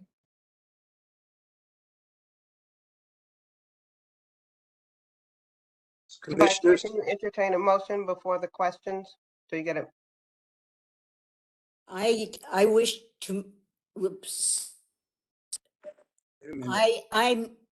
I move to table this matter until next month's meeting. A second. I thought we were making a motion to approve this. We can also move a motion to table. I'd like to make a motion to approve it. Well, we've already had a motion So- moved to table. That's why I came in. Excuse me, I thought we was doing testimonial non-resident, because that's what I am, in a housing dwelling, where I paid $900 and. After this last resolution for the board, then we open it up. So if you're on the list, that's when it'll be your turn. This is the last item. Thank you. Action item for the board. And Very important. Alethea, you shouldn't mute people until it's time. But you will get a chance, ma'am. But so who can advise on, does this motion take precedence? And if it does, then we should call for the question.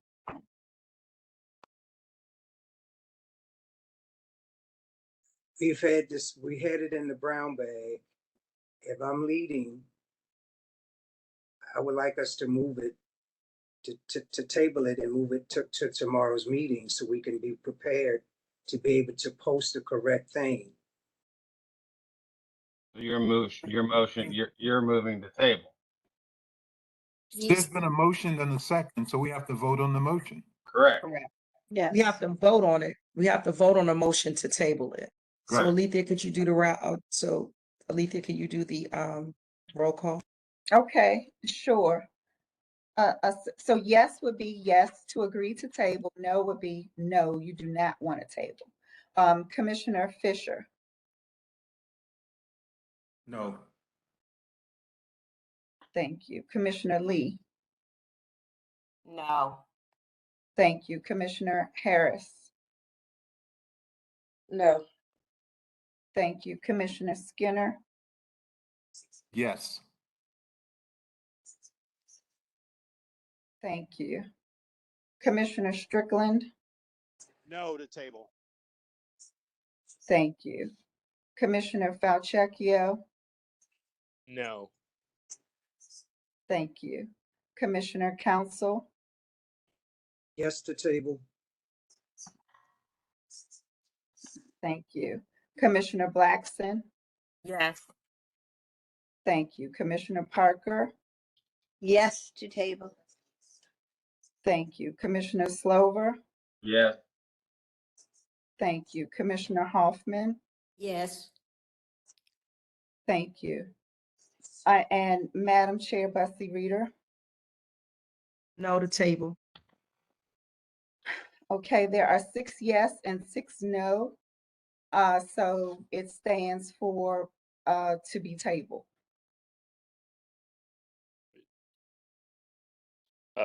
Point of order. Wouldn't the motion to table have to succeed? Yeah, the motion failed. The motion Yeah, failed because It it's failed because it's tied. Yeah. So Okay. it would not be tabled. Is that it's right? not being tabled. We're moving forward. Correct? Correct. Absolutely. Thank you. Can we now make a motion to approve? Motion to approve. I second it. Let's proceed. Comments? Now discussion, right? Are there any comments or questions? I have a question. Okay. So obviously this process has been a bit confusing. If you look at the resolution, there are numbers in here, and it would appear you're asking us to approve these singular numbers for the entire DC market. Is that the case? Because as we've articulated before, there's 50 some submarkets, each of which is theoretically has a different FMR from HUD. Right. But we only have one listed in the resolution. Right, because those are the ceilings set under the 187% based on HUD's FMR for the district. So the same resolution that you've had before, you had the same resolution with different numbers. The only reason these numbers are different is because HUD just updated it last year. It's the same resolution that is in place that only sets the ceiling that says once we have the submarket rents, none can go higher than that. So that's all that does. But the HUD FMRs, isn't it for a bunch of different markets, not just the city in general? Mm-hmm. But it is the overall standard that this agency has used to set the ceiling. But I think part of the confusion, Director Donald, is as someone said before, apples and oranges and apples. I mean, this is not enough. I mean, this right here, you're basically says the board is saying this is the ceiling across the entire city, but it isn't actually the ceiling across the entire city, because there are markets that the ceiling of 187 would be significantly less than the market. These have to be the most expensive markets. But that's why it's a ceiling. Nothing can, and each sub-market will have the published rents just as it is, as we do now. All right, so we'll move on to the next question. So real estate is, as we all know, not a one-size-fit-all product. And I feel like we're trying to create an artificial market with the way we price things. So I think it would be helpful for the agency to explain where the numbers came from that are currently on our website. So if you go to our website and you say, I have a unit in Capitol Hill or Marshall Heights, wherever it is, and I want to, it's a 3-bedroom, and you pull up the number and you pull up that and you say 3 bedrooms and the number comes up. Where did that number come from? Even though that's not relevant to Your the children. Relevant to this. Children. I will explain. Excuse me, Ms. Alethea, do you have the capability to mute people who aren't speaking? We need to mute everyone until they're speaking. So board it's members my are only being understanding, and listened. others, of course, I wasn't here the last time the rents were set for the submarkets was in 2016, and it was done by staff using a variety of public kind of marketing, Right. Through rental information. rental in the meter, private market. Zillow, marketing, I don't know what you call those, resources. And that they used that and then came up with averages. So a very homegrown process that apparently hasn't been questioned. But anyway, what we did was to go to Nova. We went to one of the industry experts and we asked them, which we have provided this report to the board and described the report. And we asked them to look at our submarkets. They used 50 or 60 different markers to come up with their recommendations for current fair market rents based on the submarket neighborhoods according to bedroom size. All of this information the board has. But again, we're not asking the board to do anything with that now. This is only the one board action that you're required to do. But it's relevant to some of us. So, so what I'm hearing you say is the submarket median rents from the Novogradac study, which is part of the other study you gave us. And there's a list of them. So the recommended DCHA approved fair market submarket rents for 22, 23, and there's a list of them all. In theory, that's the direction we're heading, to replace what's currently on the website with these numbers. That's correct, based on budget availability. Okay. With up to these numbers, but it will be dependent on what's actually in the market. Okay, so up to these numbers, which gets me to my next question. So what is the process for approving a voucher rent? Because we're hearing a lot of stuff out in the market. And I see Director Donnell, I see you shaking your head, but this is important for the board. But it's not what we're asking the board to vote on today, Commissioner. We can come back to you on the process and the next steps for setting the rents. This just sets the standard as you're required to do. And I mean, you're taking us back into the whole rent. And we're not going to do that. We're not going to do that. We're in the If middle you of a want vote. time, but that's So- not relevant to the resolution at hand. It's just not. But the 187 is the ceiling to which everything else goes underneath. So my question becomes, how did we come up with the 187? What is the rationale and the justification? Because what I want to ask is, if I call up and say, I have a rent, and this is what I want to charge, what is the process? What's the 187 have to do with anything? The entire process we tried to go through was, how do we determine we're paying the market rent? Which And is so why my we did a question market becomes, study. my question remains the same. When a landlord calls up and says, I have a 2-bedroom apartment in Capitol Hill, and they say, I want to charge X, if it's, what I understand and what we've heard in the market is, as long as it's underneath the published rent on our site, that it's approved.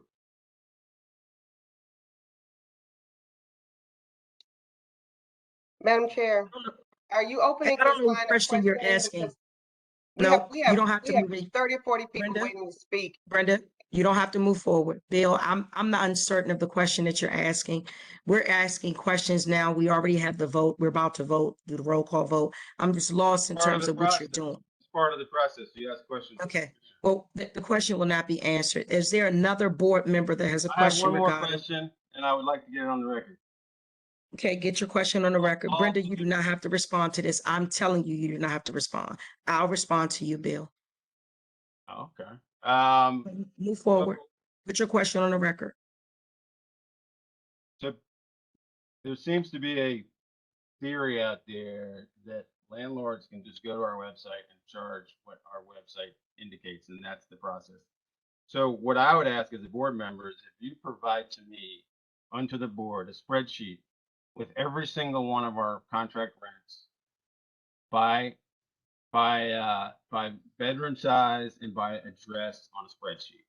That would be really helpful. So we can really quickly figure out how this process works. Thank you. You got your question on the record. We'll follow up. Brenda will follow up. Move forward, please, Mr. Counsel. I'm sorry, I had a question. Commissioner Skinner? Yes, hopefully it's a very simple question. So these are the proposed payment standards for FY23 based on HUD FMR. So my question is, I have a question. what are the current payment standards that we're using? Because I think at times you've said we haven't changed anything since I think FY 2019 or so forth. So are we currently using the HUD FY22 FMRs as our payment standard overall, not the submarkets? Amber, what do they update it every year? Because they just updated it last week. HUD does update the FMR every year, but the last time the board took an action was 2019. Yes. So it would be 2019. Yes. So how do those, I know it may be on our website, but for purposes now, how do those numbers compare to what we're proposing for FY23? In the resolution. Yes. We provided a chart, I believe, that showed in the memo that showed side by side the difference. Okay, I'm sorry. I'm trying to look at. See if we can find it. And by bedroom size, it's a small increase, anywhere between 2 to 10% increase, depending on the bedroom size.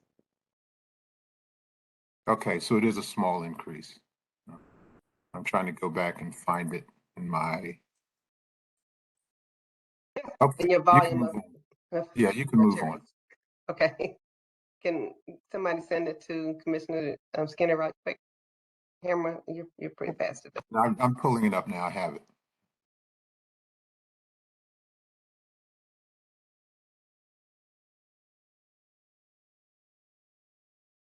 So just for clarification, who's running this meeting? It's unclear. It's very clear to you who's running the meeting. Commissioner Counsel is running the meeting, but I'm still your chair. Thank you. I don't know how that works because Yep, we got it's someone working running. today. It's working today. Thank you, Commissioner Counsel. Please proceed. Commissioner Fiscal? Yeah, I can't put my hands on this chart from the operations committee, but I thought there was a chart that actually showed every submarket. It showed the different unit sizes, and it showed whether the agency was paying on average below the 187%. I believe, and I don't have the chart in front of me, so I believe just for rounding numbers, if it was 100 cells that were created on this chart because of the number of neighborhoods times the number of unit sizes, that there was, and again, I'm just using rounding, I can't put my hands on this, but if there were 100 cells, about 3 of them were over the rent standard, and about, I'll just say 5 of them were at the rent standard, and then the rest, so probably over 90%, were at below, or were below. We're not at below, we're below the rent standard. So on average, across the board, we're paying in almost every submarket and almost every unit size, we're paying below the rent standard. Is that right? Is my recollection correct on that? Yeah, I think that is a fair summary. Again, not what we're asking the board to vote on today, but those were our findings. And as I said earlier, we started down one road based on some assumptions and some direction, and the data led us somewhere else. So this is where we are, and this is part of updating our program. So, but again, today is a very simple thing that this board is responsible for, and that is having an annual rent payment standard.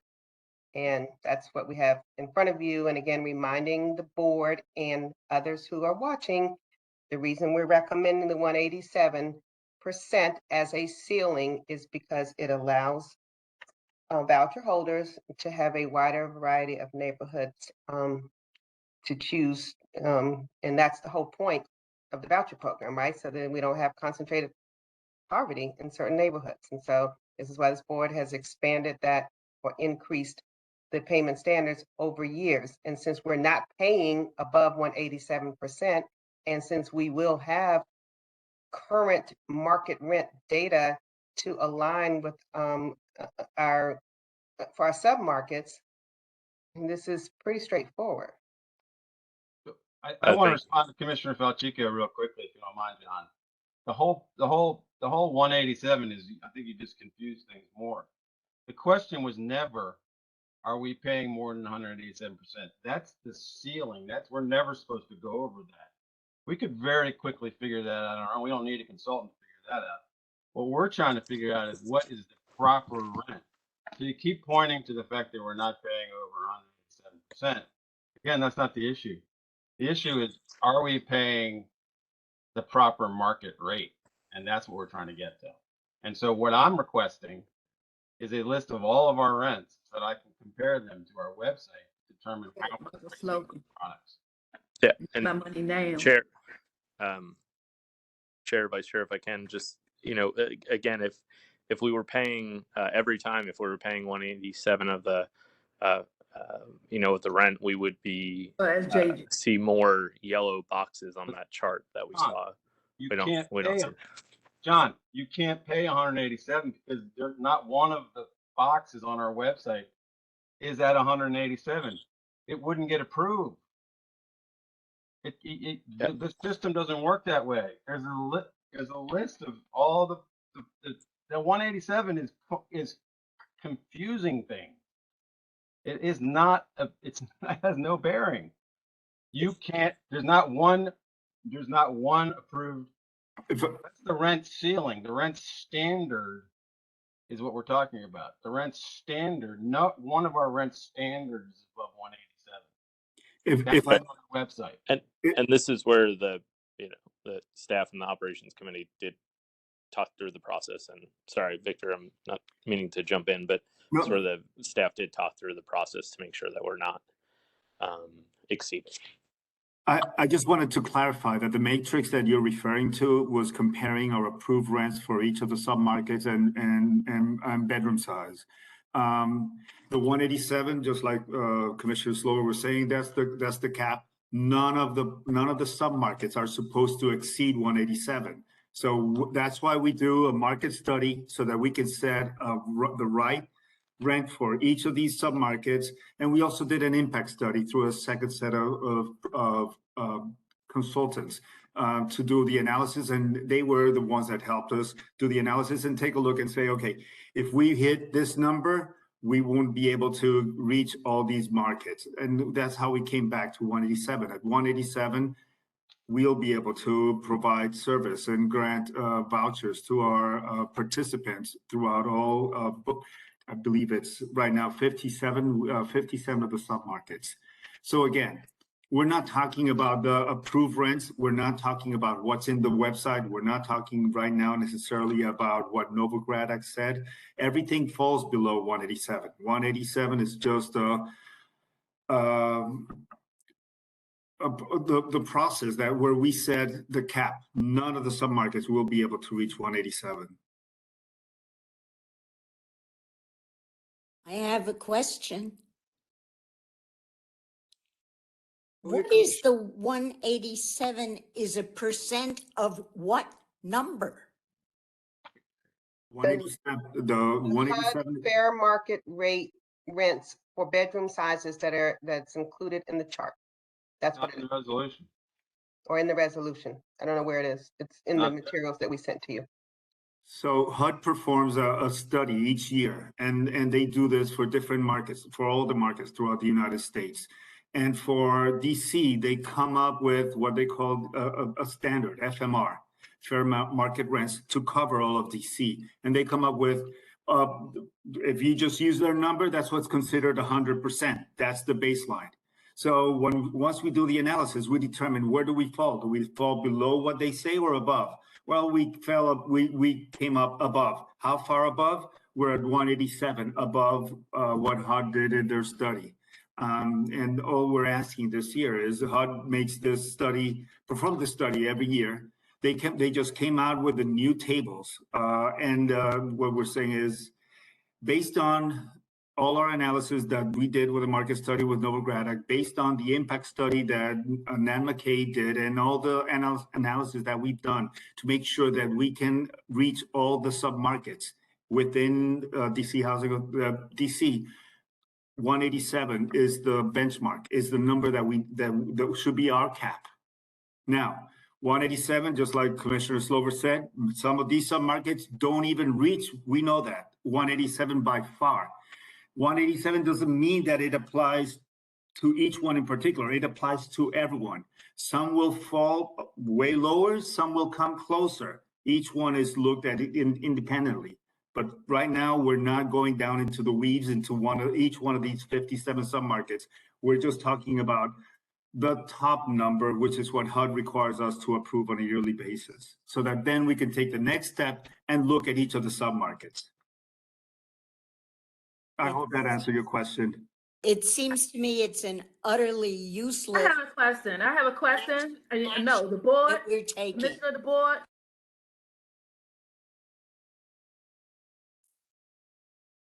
Ms. Dawn, I promise you, we will give you your turn. It's not time for you to speak.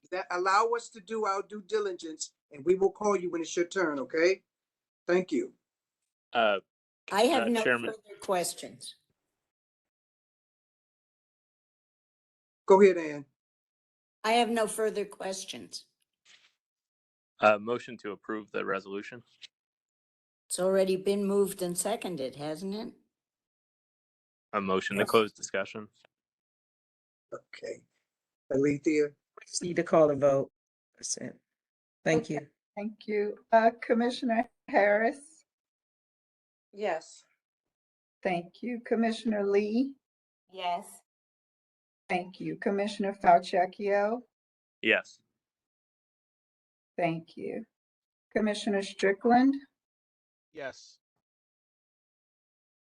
Thank you. Commissioner Blackson? No. Thank you. Commissioner Skinner? Yes.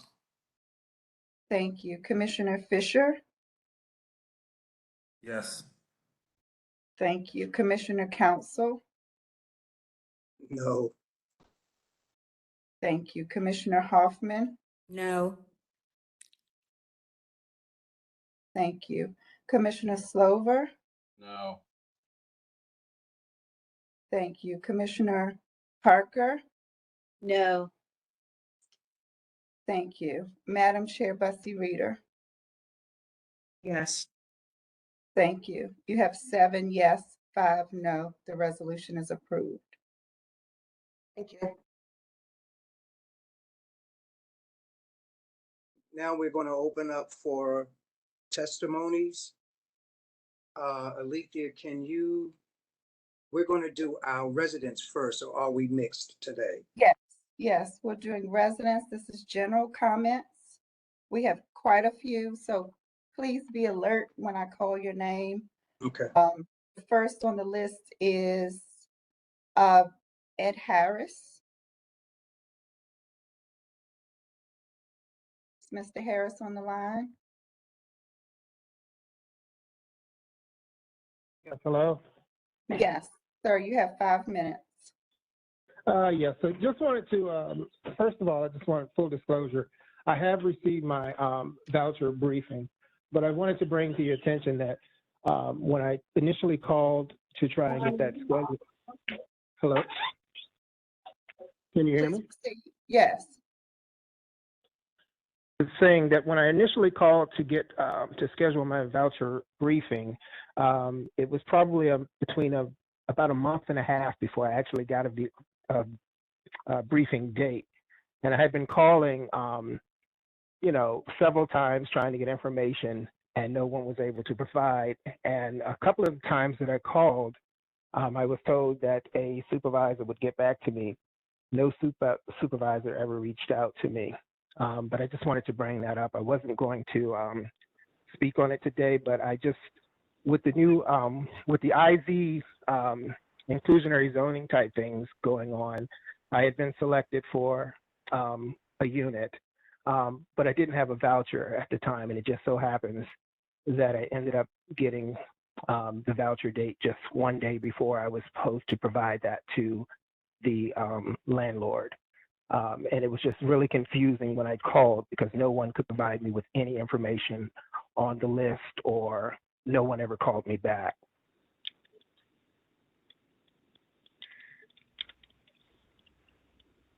And that's what I wanted to bring up. And on the other fan of that, I'm about to turn in my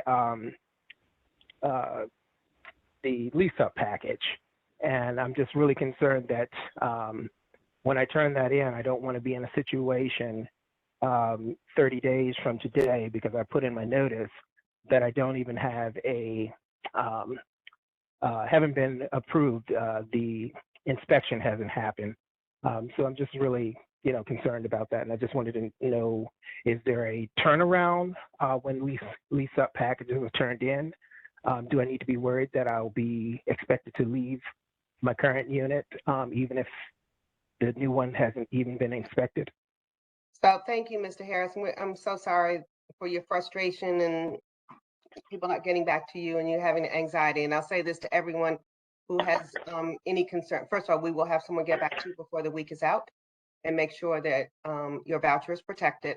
And anyone else, we're not going to respond since we have so many people point by point. Gotcha. We make a very detailed list of everyone who testifies. We take notes about what the concerns are that you bring to us, and we follow up within the week.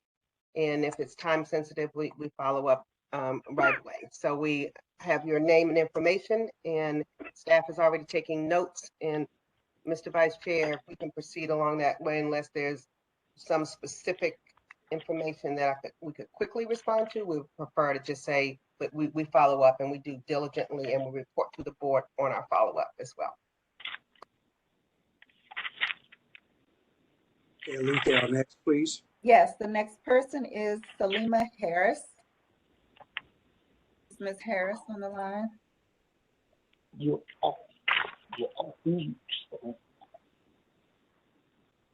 Hi, can you all hear me? Yes, ma'am, you have 5 minutes. Yes, I'm Salima Harris. I am a Kelly Miller resident.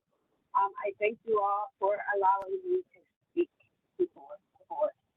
I have 3 pressing issues. I'm going to be very brief because you just mentioned that you will be doing a follow-up with each participant.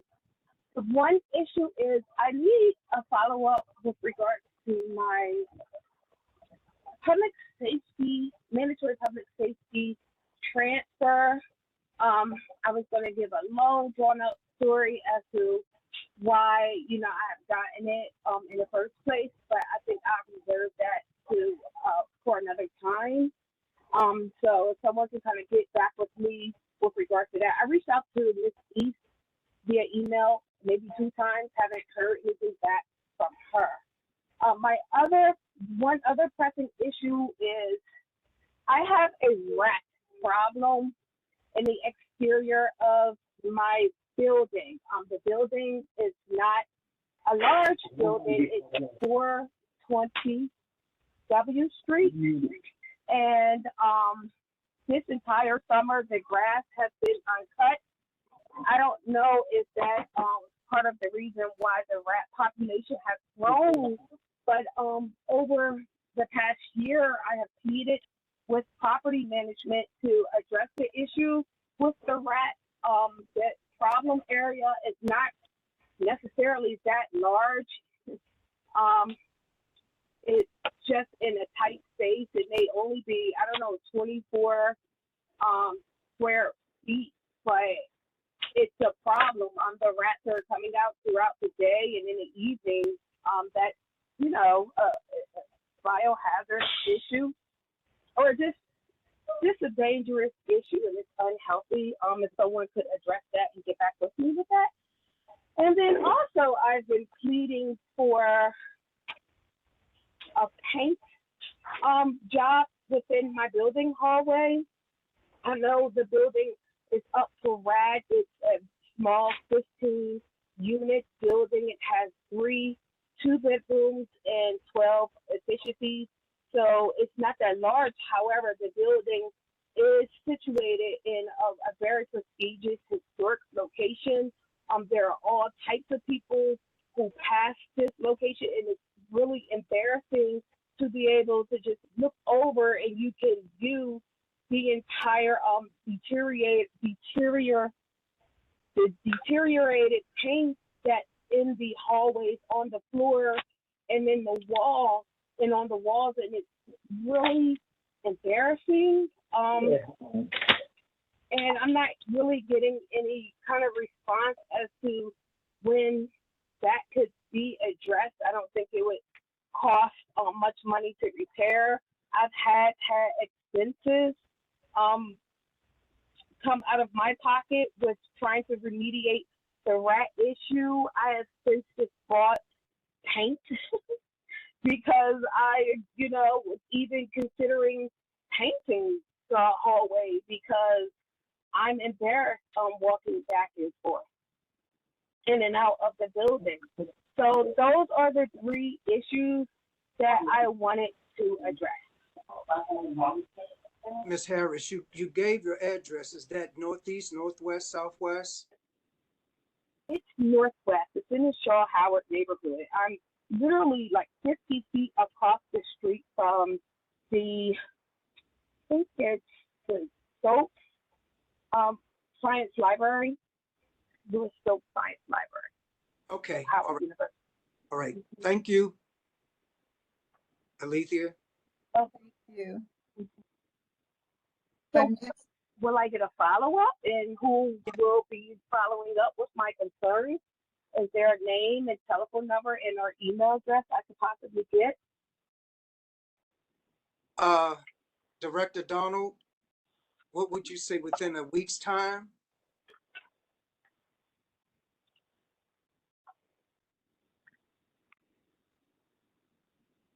I think Director Donald stepped away, but as she said, we do have everyone's contact information that is providing testimony today, so there will be a follow-up back with you.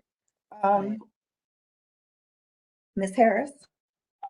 Yes. Okay, so well, may I ask you, what department will handle this? And what if I don't get a follow-up? Who can I then reach out to? That would be operations under maintenance, ma'am. Okay, is that something that that department I can find through the main number, or is there another direct number? Well, Noni Eth is over operations. And that's also including my mandatory transfer. Please follow up. She's over that also. Commissioner, can we please make sure that everyone has submitted a work order? If they're calling in with any complaints, that we need them to be in the work order system. And we will definitely follow up, but we should ask everyone before they come to the board to make sure that they have entered a complaint, because that's the way that we can track and monitor. So in my particular case, with those 2 concerns, I'm unable to put a work order in. I could put a work order in for a rodent issue if it was inside my unit, but not for the exterior of the building. and I'm unable to put a work order in for the hallways that makes the building really look dilapidated. That Sure, building is up understood, for Ms. Yep, we got you. We're making all of these notes. well, and we will follow up. I'm not finished. I'm You're not finished. I'm sorry. That building is up for rad.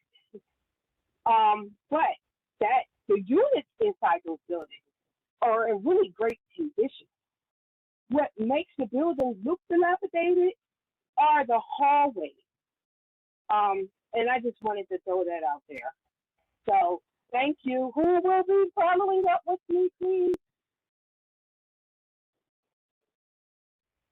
The Office of Operations would have maintenance. Thanks.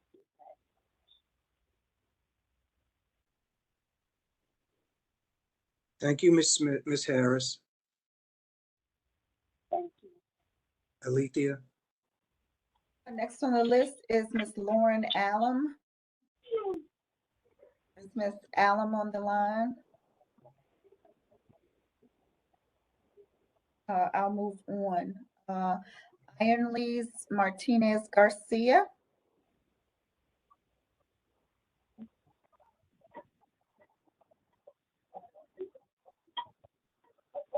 I'll keep moving. Tamara Johnson. Tamara Johnson. Hello? Okay, yes, who's speaking, please? On my phone. Ms. Hello, did you Matthews. call Paulette Matthews? No, Ms. Matthews. Okay, I haven't gotten to you yet, Ms. Matthews, but I'll get to you, I promise. Deandra Johnson. Ms. Deandra Johnson. Okay, I'm going to keep going. Marlena Childs. I'm right here. I'm right here. Ms. Childs, go right ahead. You have 5 minutes. Good afternoon. The last time we talked, I was talking to the prior chairman and to prior administration, and my matters were supposed to be resolved per order of prior chairman. It has not been resolved. My number one issue is I still haven't received my paycheck. It's going on 3 years. Second, under the Violence Against Women's Act, Section 5382, I have been passed over by a voucher for years 2015, 16, 17, 18, 19, 20, 21, 22. Instead, they hired my attacker at one location, and he was working on my building in my unit for 6 months. Then secondly, he utilizes the centers in Southwest where you put me. Okay, the second violation was the ADA order. They moved me first to Benning Road, where there was visible mold on the walls in the bathroom. They painted over the mold in the unit. My dog chipped the paint and showed me where the mold was, and the hallways were so wet and leaking, and asbestos in the building, and the prior tenant before they moved me in there died. So they moved me to another building. They moved me to Leroy. As soon as I come to the property, I fall out. I can't breathe. It's the mold and the boilers putting hazardous chemicals in my body that I can't breathe. Now I can barely go outside because I can't breathe. Now I'm at a new location. I can't disclose it, and I'm still having the same issue. Washington Hospital Center, Howard University, and all the urgent care centers said if you guys keep housing me at public housing, I will die. I will die. I can't open up my window for air. Luckily that I'm able to testify and I can talk, because normally I can't talk without coughing and on the floor. DC Housing Authority police had escorted me once to my door because I fall on the ground screaming to breathe because I can't breathe. It's not only hazardous to me, it's hazardous to those workers also, and to your other tenants. So why am I being passed over for a housing voucher when you guys know under those 2 acts I was supposed to be issued a voucher? And I first applied in year 1982 when I was in school. We have a totally new generation out here that's utilizing these vouchers. And they can't tell me that because I'm being housed, because I used to work for DC Housing Authority and I used to issue the vouchers. So you can't run that game on me. You can run it on your other tenants and the other communities, but you can't do it to me. I know how the system works. They give out vouchers every day. And especially to people like me who have these issues. I used to give them out. So I need these issues addressed, because soon when the boilers come on, I might be dead. I might be dead. And my daughter, she lost all sense of smell. She can't smell anything. She was a little girl when she moved in these properties. She lost all sense of smell. She can't even tell you if there's a fire because she can't smell it anymore. Those are my complaints.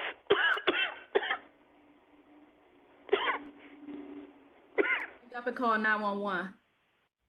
I do this every day. I have to get my inhaler. But so this is my I need help. I need someone. I wanted Brenda Donald. Everyone told me to call Brenda Donald. She is not like the former administration that's going to pass me by. Everyone told me to do that. That's why I wanted her on the phone so she can hear me. She can hear me suffering. She can see me. Yeah, she and the council and the prior chairman and the commissioners, they used to talk to me about this last year. I testified last year this time, and prior before that, and nothing has been done. Everything has just been covered up and I'm pushed to the side. Yes, ma'am. This is Brenda Donald. I hear you on both levels, and I'm having staff look into your situation right now so that we can follow up. And can you form my W-2 form and my paychecks? You can, and you do the math, and you will see that it's a sizable amount of money that is missing. Okay, I'm not sure about that, but we'll deal with that as a separate issue. Okay, thanks, Alethea. Thank you. Thank you, ma'am. Okay, thank you, Ms. Childs. Next is Kay Bennett. Kay Bennett on the line. Hello, President Donald. Thank you. I apologize. Can you all hear me? Yes, ma'am. All right. Thank you, Ms. McNair. Thank you, President Donald, Madam Chair. Is this Kay and Bennett speaking? Yes. Okay, just checking. Yes. Thank That's you. that's my email. That was my married Oh, I married see. name. I got Yes, you. Got rid of that issue. I'm here today I have a couple of questions and a few concerns. I've tried to shorten everything as much as possible. So I was awarded my housing voucher in 2017. And before that was awarded, I had already been in the process of applying for disability. I have several medical issues, some physical, some mental. And once my disability was approved, it'll be 2 years in November. Nothing has been changed as far as accommodating measures or living accommodations. The property where I reside now, I actually found this property. It wasn't on any of the DC housing lists back then in 2017. Most of the properties on the list either weren't accepting vouchers or didn't have any space. So, I took it on my own accord to do my own research. I've never had an issue with that. I found this property, they accepted my voucher. Everything looked nice. However, since I've been here, there have been several issues, and I've actually had to contact you all at housing or attend these meetings to get anything addressed. I was listening throughout the meeting and speaking on work orders, making sure maintenance work orders are put into the computers and put into the system. I have actual proof, because it had been going on for so long, of work orders that I put into our residential system that have been marked off as work completed, and the timestamp on the photographs that I have in my phone can prove that that was not the case. So a lot of the properties, I'm sure this is not the only one, are giving you all false information also. And I'm not sure how, other than sending someone directly from one of your departments that could oversee or at least see the issues that are going on. And then you guys may have a better outlook and be able to better figure out your numbers and what needs to be done. There was the unit above me flooded the second year we moved in, and they just changed my carpet this year, only again because I attended one of these meetings. And Ms. Cooper, thank you so much, Ms. Cooper, for all of your help and support. She reached out to the property and they got on it ASAP. Unfortunately, the band-aided issues that was also brought up during today's meeting, there are a lot of band-aided maintenance issues, and it's not helping. They're only patching the problems to continue receiving the money. So I reached my rent cap, I believe, in 2019, and I've been paying, a portion of my rent out of my disability, including all of my utilities.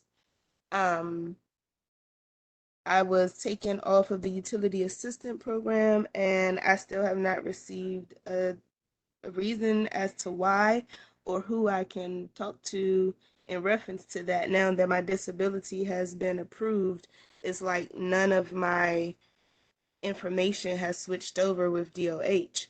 I've also been trying to contact, I've taken the IZ classes, I've taken the initial orientation classes for HVAC programs, but I keep getting thrown into a roundabout there.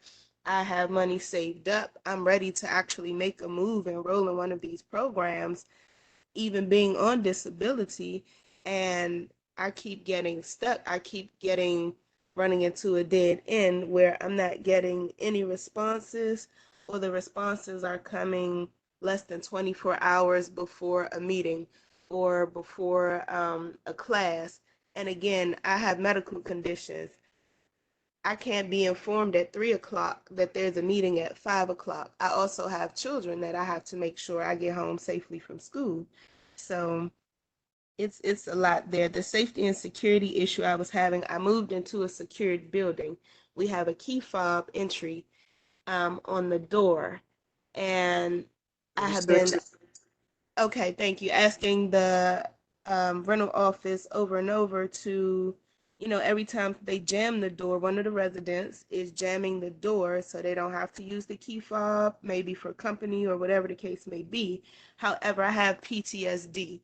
I've survived an abusive marriage, an abusive relationship with my ex-husband, and I need to feel secure in my home, and I need to know that when I lay down to go to sleep at night, my kids and I are safe, and I don't have to worry about anyone being able to just openly access my unit or get to my door and disturb my rest and disturb my sleep. I'll leave it. I'll leave it there. Thank you. We'll have someone, we have your name. We'll have someone reach out to you. Thank you. Thank you, Council Member. Thank you. Okay, thank you. Next on the list we have is Heather Day. Ms. Day, are you on the line? I'm here. Can you hear me? Yes, ma'am. You have 5 minutes. Okay, I have a few things to address, but I'm only going to touch on one today. But I do need to follow up with you on something that we spoke about a few months ago.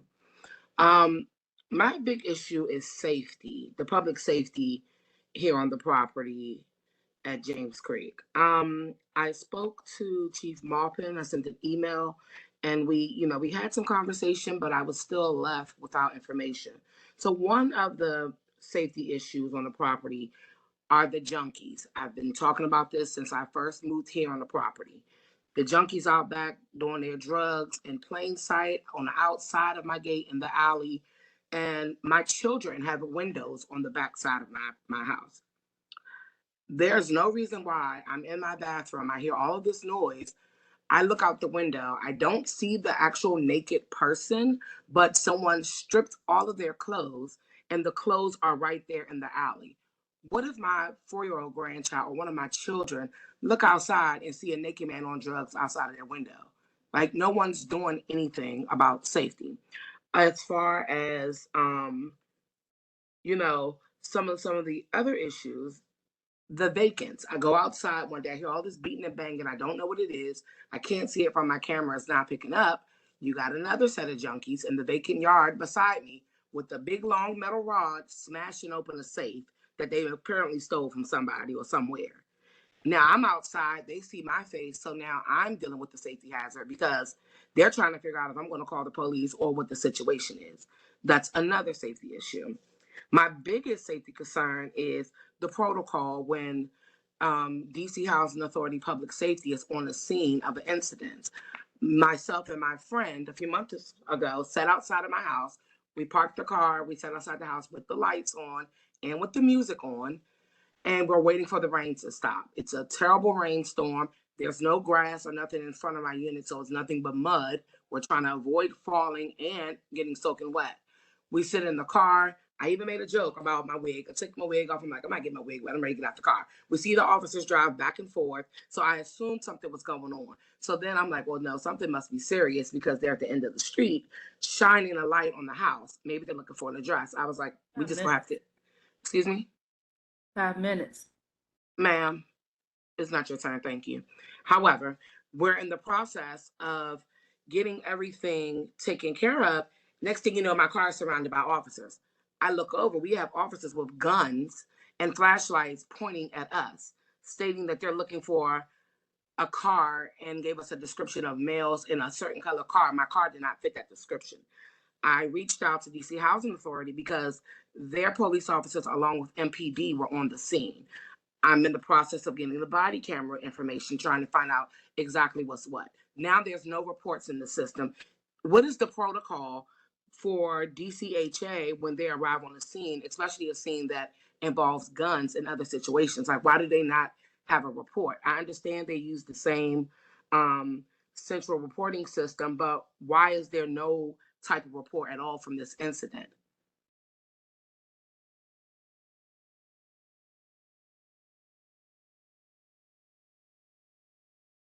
Hello? Ms. Day, this is Commissioner Counsel. We've taken all of your information down and we will have somebody contacting you less than a week, if not by tomorrow. And when you say somebody, who? Because I've already went directly to Chief Maupin and it was no really help. I mean, I didn't go into further detail of the situation. I just asked a general question like I just did about the protocol and about the safety. The other safety issue I didn't get a chance to address with because I'm concerned about guns being put in my face. He's the chief of public safety, so we'll have to send him back to you. That's, okay. It's either him or MPD. But we'll send him back to you or someone from public safety back to you. Okay, and you said in a week or less, correct? Yes. Thank you. Thank you. All right, Alethea. Okay, thank you. Next is Rosa Burbridge. Ms. Burbridge. Good afternoon, everyone, and thank you for this time. And I'm going to make a comment so you don't have to get back with me because I know how to avert my authority and get back with you. First and foremost, I want to remind everyone here that the most important person in the room is speaking, a resident. Every one of you have a job because of a resident. So I would like to see the commissioners get your act together. I mean, it is a sad day when we're sitting here and we're spending hours on hours. And when it comes to the resident, you tell us to tell you everything in 5 minutes.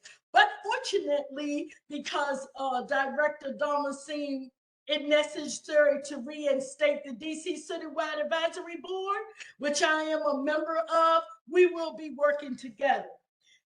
When we hear what's being said, it doesn't go with what you're telling us.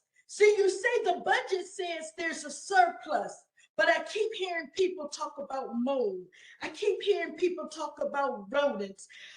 You have this alleged Melville Red project. You've been working on it since 2015, but as of today, you can't even tell me where you're going to place the residents. I will work with every one of you. I want us to come together and make DCHA a proud organization. But it's hard when you're outsourcing everything to a friend of a friend and there's a conflict of interest.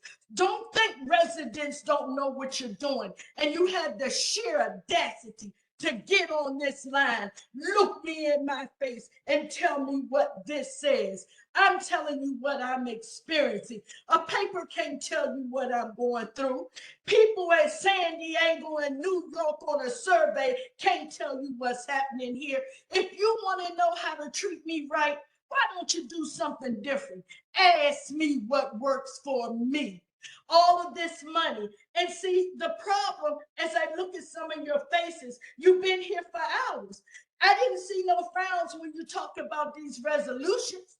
I didn't see no frowns when you were pretending, because half of you could not correctly answer the questions that was given. That's why you got frustrated about where the money is going. And now that the residents, again, the most important people in the room, have an opportunity to speak, you want to tell us, well, we'll take your name and number and we'll get back with you. There needs to be a change in this coming.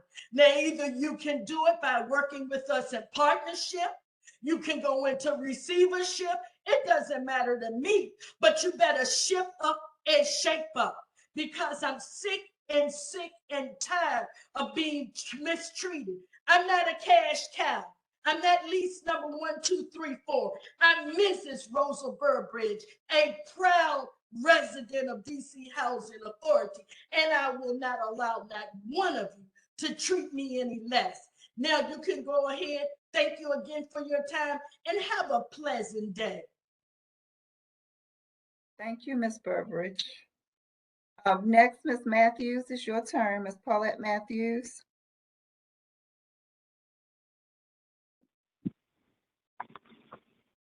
Ms. Matthews? Yes, I can hear you, ma'am. Go ahead. You have 5 minutes.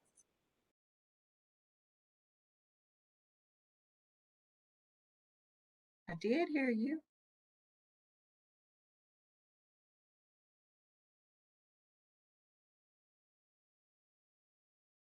Who did you call? Did you call Don Long? Ms. Matthews, you're muted. Yes, Ms. Matthews, there you go. Okay, Ms. Matthews. Okay, thank you. First of all, we've been going on this merry-go-round ride for a long time. And the fact that y'all give us 5 minutes when we sit here and have to wait for y'all to go through what y'all go through. And most of the times when you should either board it, put it on the table or whatever, because of the numbers and who's on what agenda, it still passes through. But I'm on the phone basically for several different reasons. The public safety issue, that's just a trip within itself. From Mr. Moffitt to the lieutenant that came to see me about 2 months ago in my backyard along with Miss East. So it's like sound effect, and everybody kind of do what they say, but really don't do nothing. So I have 2 questions in reference to Bury Farms, and then I'm going to get back to the rodent issue. The Bury Farm question I have is, who will return to the first building at Bury Farms, and what would disqualify someone from not being able to return to Bury Farms? And y'all can ponder with the thought for the answer. I don't want to follow up. Y'all follow up all the time with people and never give them what they need to get, and that's the answer, because you should come prepared to answer all questions. Then there's another thing. I live in Leroy Park now, and across from me used to be a slab of concrete. They're around here doing some type of work where so they're going to, instead of them putting a concrete back, they plan to put grass there. I don't understand the method. I understand it's OCP or whatever that decided this, but the DC Housing Authority should have spoke up, because they're unable to keep up with the grass for all of their properties. and they got this new contract. They not contracted, they should have been contracted, but they got some DCHA workers who's out here doing it. They cutting the grass like they don't want to be out here cutting the grass. My stuff has been being destroyed even when Ms. Hightower was here, and I informed them nobody has reimbursed me for it, and they're still doing it. They come in this grass team that they have. I think it's crazy because when you come with the person that's going to cut the grass, the trimmer, everybody should come together. But they come at different modes. They leave grass everywhere. The person will come and cut their grass. Then there'll be somebody to come and trim it. Then there'll be somebody come the next day or 3 days later to blow it. It makes no sense to me. We're tracking grass in our house. Then they allow the grass to get high enough for the rodents to make burrows or whatever. I keep my grass cut. That's therapy for me. So I'm not understanding why they keep coming in my yard, destroying my stuff on a regular basis. I've reported it to Ms. Hightower. I'm not certain whether I've reported it to Ms. Rochelle because of the mere fact I've been letting Ms. East know, and I also been letting Mr. What's his name? Denning. I can't think of his name right now. He has the first name like the last name, both the same. But I'm trying to rush to get it all in. That's very good. John Holmes back on the line. I hope they contact with the mayor. Because that's what I mentioned, Mayor Morale Browser, who's out here part of this community. I got knocked off the computer. And let me tell you one thing for sure about this development that Don Long been a part of out here. Why everything's supposed to be governed. Hello, am I supposed to be talking or what has happened here? What has happened here? Hello? Yes, Ms. Matthews, please. Are y'all listening to me? Can y'all hear me? Because I was talking and then all of a sudden someone else started talking and I'm a little confused to what y'all heard or what y'all didn't hear. But what they need not to do is put some grass over here because it used to be cement. And again, the grass just recently got cut, which was high as I don't know what throughout this whole property. Rats flying around like recess time or whatever, and they need not to put no grass over here because they cannot maintain it. And so put cement back over here where it was initially was. I've been on Facebook putting this on here so somebody can understand it. I don't know who be at the round table, what y'all be talking about, but it doesn't make sense whatsoever. Some of the things that y'all are doing and the fact that y'all are rushing the residents off the phone, we should have more than 5 minutes because it has been a lifelong journey just trying to get somebody to cooperate. And far-wise as work orders and follow-up, work orders, we got the work order situation changed, and this supposed to went from the top to the bottom several years ago. And what still happens is they're still saying that it's completed when it's not.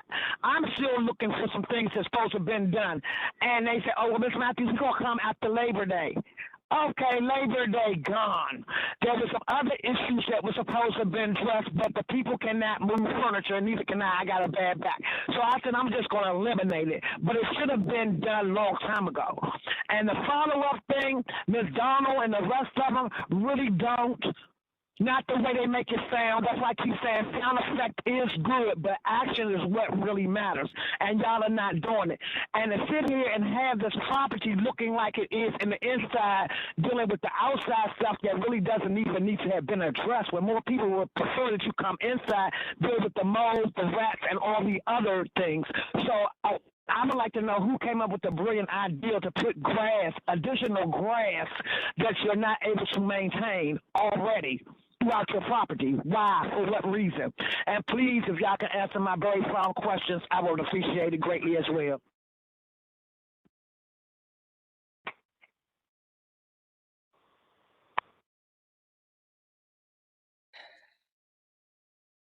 Answer me. Thank you, Ms. Matthews. Okay, you're welcome. I'm talking about questions and answers. That's what I'm talking about. And please, whoever, don't put grass over here. DC houses cannot maintain inside or outside with their properties they have. Please don't do it. Can I get some answers to my questions about Berry Farms? What's your question about Berry Farms? The question was, who will return pursue the first building at Berry Farms, and what will disqualify someone for not being able to return? Ms. Matthews, I'm not sure if anyone from that team is on. Okay, yes, okay, fine, that's fine, that's But we fine. do Do have a anybody pro- know about the grass situation? Because that's what goes on with the Berry Farm question, so I'm not surprised. I'm gonna maybe deal with maybe what you can answer about your grass and about my property being destroyed, how long it's gonna take. I understand that I might be getting my gate corrected and put up by October. That has been a year-long more journey. I hate to even discuss it because it's always a follow-up. We get back with you and all of that, and I still have to go through the mental and emotional and physical stress. And I have an ADA approval. So I didn't even want to go there. So can we deal with the grass? Can you help with the grass issue? Can you explain why grass gets so high and why y'all are making new residents for the rodents that we already have a problem with? Can you address that one? Hello?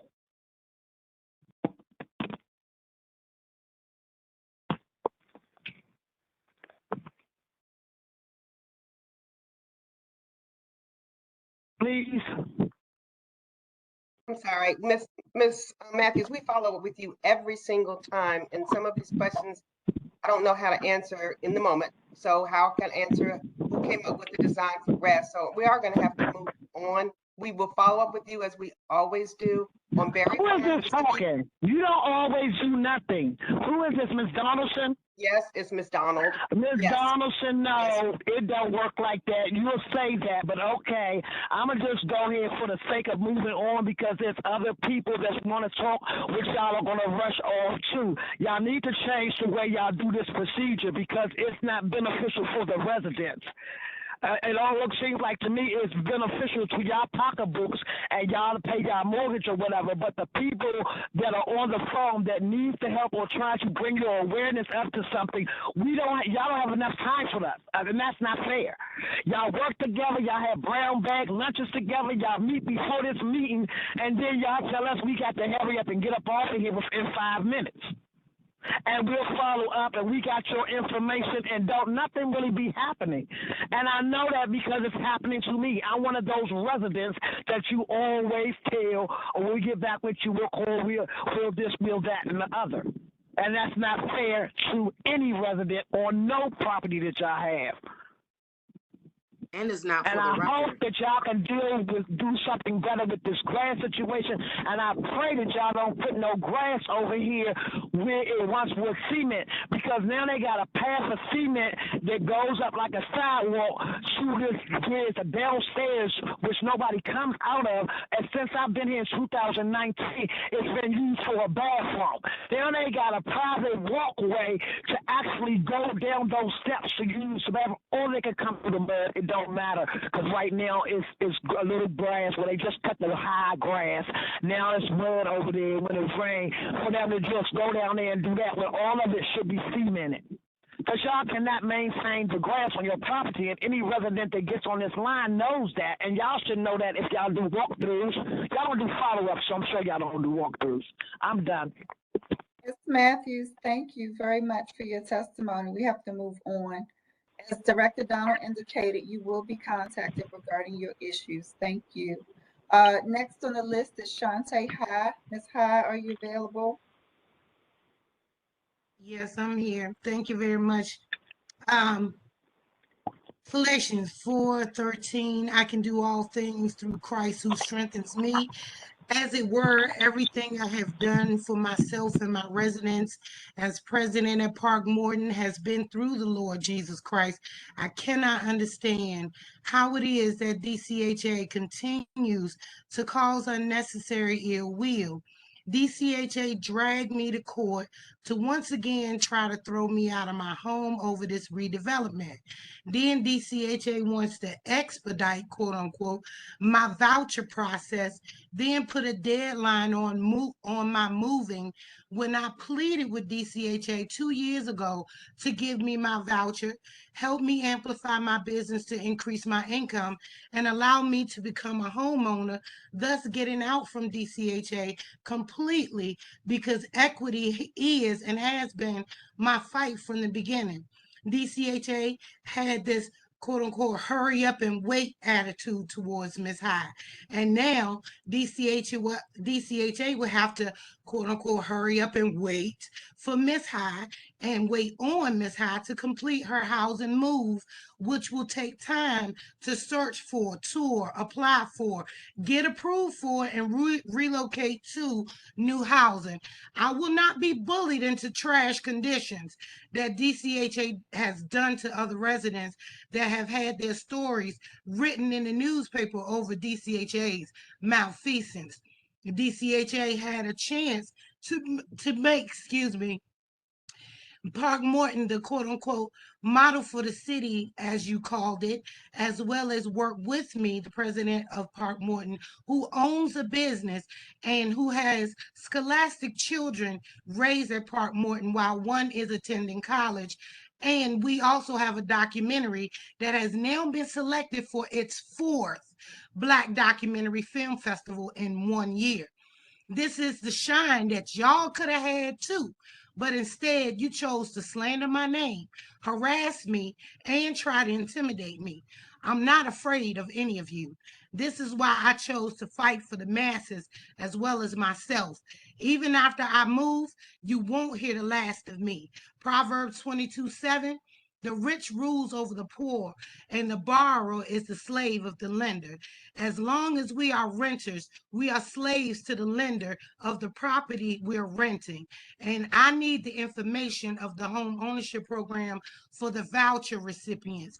It makes no sense to rent with a voucher at 3,000 plus rent plus utilities when I had a lender to pull my credit and look at my income, even with the decrease I recently had, and added with the voucher assistance, and my mortgage would be between $1,200 and $1,400 a month, which is much less than what I'd be paying in rent. It makes more sense to help my family to purchase a permanent home to live in rather than continue this unstable housing rental. I've taken the necessary inclusionary zoning training class, the 8-hour home buyers class, as well as the 2-hour HPAP class, and I have passed them all with the certifications to prove it. I am tired. I want to know that the only time someone would knock at my door is when people have been invited to my home. The only way that I know that we will lose our home is if the mortgage or the taxes don't get paid. I have opportunities to purchase and move today. However, DCHA isn't trying to assist me with this. DCHA only stands in the way because DCHA wants me to move so that they can get what DCHA wants when they want it. I'm also on a waiting list for the Robeson at Spring Flats that I personally applied for by myself. And DCHA said that they would assist me in getting me moved in there, but that's not happening either. I don't expect anything more than ground level basics from DCHA, but they boost themselves up to be top tier. Huh? Who can I speak to about owning a home? Why is DCHA shutting me out of the voucher home ownership program? Why isn't DCHA following up with the Robeson at Spring Flats as they promised? And as I close, Genesis 12:3, I will bless those who bless you, and him who dishonors you, I will curse. And in you, all the families of the earth shall be blessed. Do right by the people, and God will do right by you. I'm Miss Shantae High, Park Morton president. Thank you, Ms. High. Next on the list is Tavon Tate. Good evening. How y'all doing today? Well, thank you. Please proceed. You have 5 minutes. I don't even really need 5 minutes. Okay. Yeah, you all getting the earful today. I'm gonna make this very brief. I had a situation at my old address with a ceiling collapsing and on me and my 3 kids. I was moved to Ben and Terrace currently, and I'm just having issues on top of issues. I'm a single mom. I'm just tired. Like I'm just ready to rest. My house My house was broken into, TVs was stolen. I'm not sure if it's an inside job. Cameras is not trying to be viewed for me. Like the detective on my case is keep going out for footages. It's not being presented. The pipes, the water pipes in my home is bust. Like I don't have hot water. It's just issues on top of issues. I talked to Miss Eve about them plenty of times. She's been a big help. I'm reaching out today directly to speak with Miss Dawn if possible with a follow-up. And that, Administrator will follow up. Yes. thank you, Miss Dawn. You all have a great day. Could you report out to the board on that, Director Donald? Because I keep hearing time and time again people getting transferred to units that are in equal or lesser condition than the one. Yes. And you asked for, in general, on this specific one, because you asked us earlier. I'm going to ask you. The mandatory transfer process briefing, we said yes, but you want on. I want to know on this one particularly. I mean, I want to know. Yeah, we do on each. Yes. So we report to the board back on each issue, but on each person's concerns. Well, I would ask that on this one in particular, you do this is sort of a micro issue of a macro problem, which is transferring within our portfolio inefficiently. And so we have to come to terms with that. And so this might be a nice case study on what we should and should not be doing. Thank you. So noted. Thank you. Next on the list is Felicia Brown. Felicia Brown. Good afternoon, everyone. Good afternoon. The commissioners, director, and everyone on. My name is Felicia Brown, and I'm a recipient of a 2-bedroom voucher thanks to DC Housing Authority. Okay, at the moment, I'm in the process of renewing my lease or moving to a new location. Because of reasons beyond my control, I would like to move on. Okay. Yes, I have tried to rectify these reasons, but to no avail. Okay, while searching for a new and desirable home, I discovered a lot of roadblocks. Okay, yes, we have talked about the fair market rates today. But the main roadblock was the higher rents. Okay, the cap was the threshold by the housing authority was at 2,872 for all of the neighborhoods that I chose to live in different quadrants of the city, and it was unprecedented that it was even lower in some of the neighborhoods that I looked at. Okay. I'm physically challenged and I'm in a wheelchair and I require space to move. And I noted that the newer apartments, they had smaller square footage, which would make it difficult for me to move about. And some of the smaller spaces wouldn't be adequate for me. And the newer apartments, they do make it easier for physically challenged individuals. Okay, they make the apartments wheelchair accessible. That's a plus. Okay, then I noticed that the rents, they vary. They go up and down.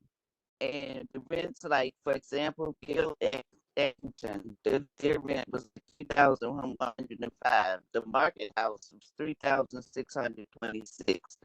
Furs was 5,120. 1250 Half Street 3,706. 1412 Half Street Southwest was 3,300. Crossing DC was 3,695. Beckett's Park was 3,137. Blackbird was $2,998. Okay. So the rents are steady increasing, and very rarely do they decrease. And when they do is still above the housing authority's threshold. So finding a new home has become a chore.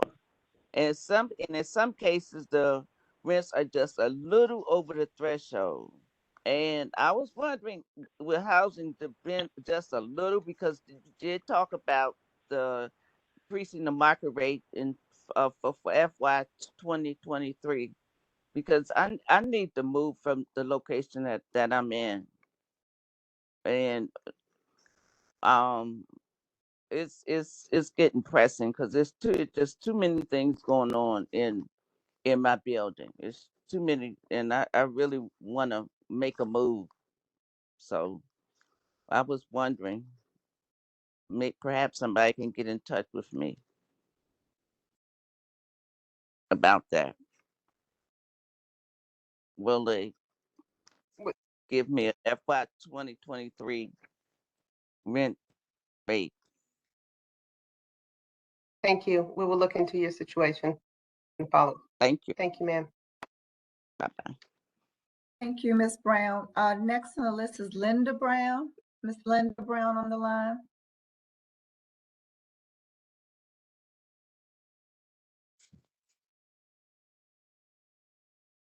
Okay, I'll move on. Patricia Bishop, Miss Patricia Bishop. Yes, I'm here. Hello, everyone. This has been a very challenging day. I can expect it, but I don't accept it. But moving forward, I would like for Commissioner Blackson to read my email out loud to the board just so that I can try to maintain a state of mind without jumping up and down, screaming and hollering, disrespecting anybody because I'm disabled and had 2 heart attacks, asthmatic sufferer, and continue to hear and see each and every tenant complain about the same things. And it's business as usual. There is a lady justice. She ain't blind. Fair and equal housing. And we got a new way. I mean, a new way of having y'all understand the changes here. Have a good day.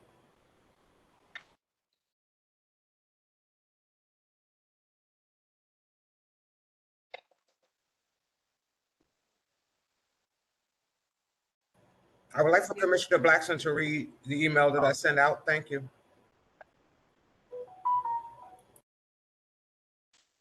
Good afternoon.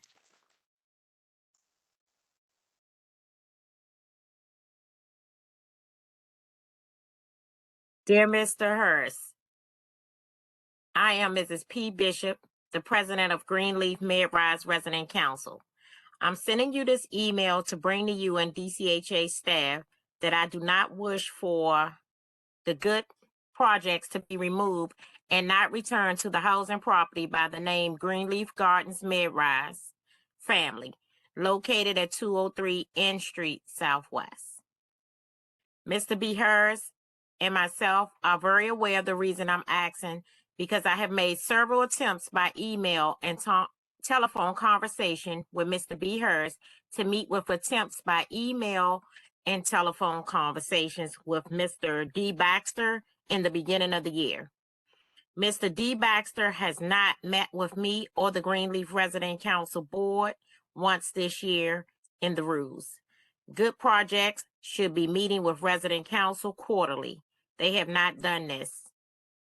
Mr. Pugh came into my office with Mr. Tyler.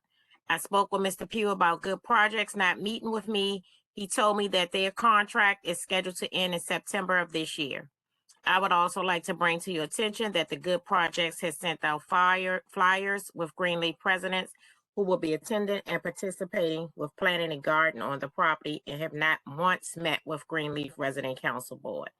Good Projects has requested multiple donations as a tenant, but have not donated any funds to Resident Council. Sincerely, Patricia Bishop.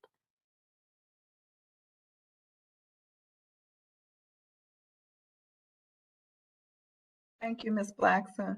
Director Donald, do you want me to proceed or do you have a response? So I appreciate Ms. Bishop bringing that to the board, but of course, that's something the Office of Resident and Services that manages our partner relationships is a part of property management organization. So we're working with the resident councils to the President's Advisory Group on new standards and decision-making and policies and guidelines about all of your partners. And in fact, I think that's scheduled to be on the agenda for the September meeting, but we can talk specifically about good projects. And you and I have already had a conversation about that. So that is not just the only one. I also send an email out, do a fact of living in here with the conditions. Yes, ma'am. You have did a walkthrough. Yes. You smelled the rodent smell. This has been a whole month. You are endangering housing is endangering our health, along with mold and mildew. I have 2 emails. Do you want me to read the other also? The other one, thank you. Okay. Dear DCHA, I am Ms. P. Bishop, the president of Greenleaf Mid-Rise. I am writing to request that DCHA conduct health impact assessments before any remodeling of the Greenleaf Mid-Rise family. As DCHA begins to address the mold, repairs, ventilation cleaning, and installing central air conditioning, it is necessary for DCHA to conduct health impact assessments, to understand residents' health, and to develop a plan to immediately put the tenants of Greenleaf first and foremost before these living conditions cause people to make other moves to the Attorney General, newspapers, and protests. We have waited long enough, paid our rent, and are ready up and stand out to demand that you do better. We have lost too many family members and loved ones that cannot afford to have the autopsy to get down to the bottom for how the living conditions impact our health. Several housing staff are doing all that they can do to see the issues are taken care of, but the director needs to make this priority and make it a board resolution, not just for Greenleaf Family Mid-Rise, but for every property that is under DCHA. We need DCHA to assign the money to get the job done ASAP. Our time as DCHA tenants in these conditions for countless years is both inhumane and unethical. These conditions are what I mean by no more of the same. As Greenleaf Mid-Rise president and residents advocate, it is time for good trouble. Before I became president, I spoke with you about this issue of protecting residents' health at the Board of Commissioners meetings on Zoom and in person. It's an unacceptable impact on our lives and health. We should not have to have scalding hot water on the cold side of the faucets in the kitchen and bathroom and in the toilet. Excuse me. We should not have to continue to call and get control numbers over several months for the same issue. If the problem is fixed, it only for a short period of time instead of permanently, removal of the trash cans and recycling bins took years. There is constant rodent baiting on the property, but the new porta potty put on property draws more rodents, cockroaches, possums, raccoons, vultures seeking to find a new home at this porta potty. We all cannot live together anymore. Please remove this porta potty. It is a public health threat, and I saw to see that these animals have found another place to live. I do not care to have one more video sent to me of a vulture catching a rat right in front of a tenant. My tenants are troubled by this and afraid of the retaliation that could come from the speaking out. This is why I continue to be a front and center for the tenants and myself to keep reminding you that we have a right to live in fair and equal housing. I would like this letter to, thank you, Patricia Bishop. Yes, ma'am, Miss Bishop, I gave you a list to Miss Eve, who is on here, and I'm going to ask her, I don't know if you were on for the earlier part during my presentation. I think Greenleaf is the next group, the next set of properties that is to get the maintenance blitz. And so if you and your fellow resident council leaders, whoever you decide, can walk the property with Ms. Eve and the maintenance team to make sure we're not missing anything, I think that would be very helpful. Director Donalds, Ms. Eve has been in here so many times, have saw and have pictures and showed us others. She have done all she can do. It is unacceptable that she cannot be granted the money to take care of not just this building, every building. Y'all got cuts going on, halftime going on. Her load is loaded. But this is something that didn't just start. See, we're moving backwards. Right, and she has the resources, so that's she has And to to. move All she has to tell me forward, what she needs. to move forward, she responded with the email, but we're still living in this condition. That's what I mean about moving backwards. When y'all sit up here with an agenda to get passed for y'all, we need an agenda to get passed so that Miss E can get the people in here to do what they're supposed to do without agitating And that was the budget, Ms. lifestyle of Bishop. health, because they have been in here. They have installed air conditioners, but y'all didn't do a health hazard when they go through a concrete wall and brick. When we inhale this, I have to reach out and let her know. So don't put the blame out there like it's not a communication going on. No. It is, Please, but it's don't the misunderstand. wrong type of communication. When other employees do not communicate with her, right, their job, but they keep moving forward, doing this, doing that. And when I call and reach out to her, she's on it. But she's got to find out from somebody else like me and as the president and the tenant that things are going on in this building that she's not aware of. That's a blatant disrespect starting from the top of her continue to do her job and support. So it's not it's a we need to get on terms or we need to let some people go. Thank you. Thank you, Ms. Bishop. Next on the list is Michael Lowry. Michael Lowry. I'll move on. Janine Prelo. Janine Prelo. Ronald and or Gloria Smith. Miss Patricia Bishop. Yes, this is Ronald Smith. Okay, thank you, Mr. Smith, and then we'll go to you, Miss Bishop. I'm sorry, Miss Malloy, okay? Thanks. Okay, go ahead, Mr. Smith. Yes. I'm speaking on the same issue that I brought up in July. At that time, I presented to the board that in 2006, January 2006, I was put on a list for a housing choice voucher. It is now 2023, and I'm still waiting for that voucher. Okay, I expressed the fact that me and my wife both are, up in age. I'm 75 myself, but I've talked to on 7/13. I spoke at that meeting on July the 13th. Subsequent to that time, I have been in contact with Barbara Fox. I'm sorry. I've talked to also down what is it? Empower DC. What's his name? Daniel. On several occasions, I've made every attempt possible to get out of National Capital Housing. I have put in. I went through Spring Flats, South Capitol Apartments, Ashbury Dwellings, just to name a few, and I was approved for two of these apartments. I was approved by the management themselves, but I was disapproved by HUD, who had initially put out that they would, whatever amount of rent that I was to pay, that they would take up the rest.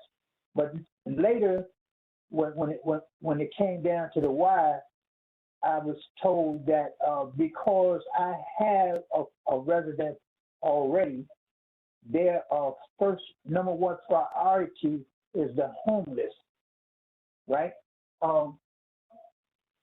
In that case, I submit that every District of Columbia resident that lives in National Capital Housing will we will be waiting forever because of all these homeless people that they're bringing here from other countries and stuff. Again, I'm 75 years old. I'm a native Washingtonian, but people are given a priority over the people that was born and raised here. I don't have any qualms with the people applying for housing or being given housing, but don't just pass me by. Don't pass me by. I was told on several occasions, right, that somebody I wrote this down. I said, someone at one of these meetings told me that someone from the voucher program will contact me and tell me what program that I may or may not be eligible for, entitled to rather. In addition to that, I presented in that same thing. I would like to know. I was told that about a project-based voucher. I'm gonna just pass by the tax credit because I see that that was a joke to begin with. But I want to know from the everybody that's within hearing voice that can hear me. What is the emergency voucher? Is there such a thing as an emergency voucher? And I'd like to know what the project-based vouchers are about, right?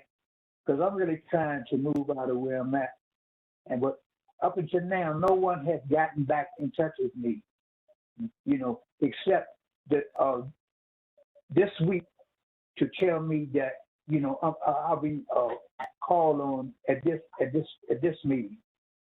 So I see this is a long process, an ongoing thing, right? And I just want to know, what can y'all do for me to help me to get out of my dilemma?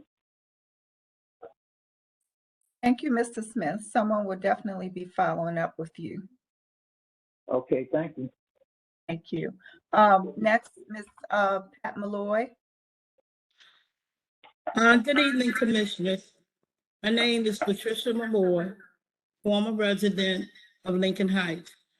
I have been relocated to one of the replacement units under the New Community Initiative, the Strand Residence. I was giving a special voucher for replacement. Today, I'm here to speak as ANC Commissioner 7C01, Lincoln Heights. I have received numerous complaints about upkeep of property, security, and buildings. There are only one family living in buildings at 309 50th Street, 525 50th Place, 527 50th Place. All three residents live on the third floor. Residents have been complaining of mistreatment by staff. Also, the rental office not being open as early as this Friday, September the 9th. The management office was not open. Also, there is no manager. Allegedly, some residents are saying that Ms. Highland has been sent over to manage the office, but they have not seen her. I've also started giving them, the family commissioner and at-large commissioners, asking them to send their emails and pictures of any complaint for Lincoln Heights to Commissioner Council and Commissioner Blackson. Commissioners, I'm an advocate for public housing residents. Yes, DCHA commissioners are not to take sides. Some of you do not have the best interest or portfolio of the residents of public housing or voucher program. Some of you vote yes without asking questions to anything put before you. We are the nation's capital with the #1 worst landlord, DCHA. Director Donald, you were sent an email in July to come to our ANC meeting. Instead, you sent Ms. Nona E. that could not answer a lot of our questions.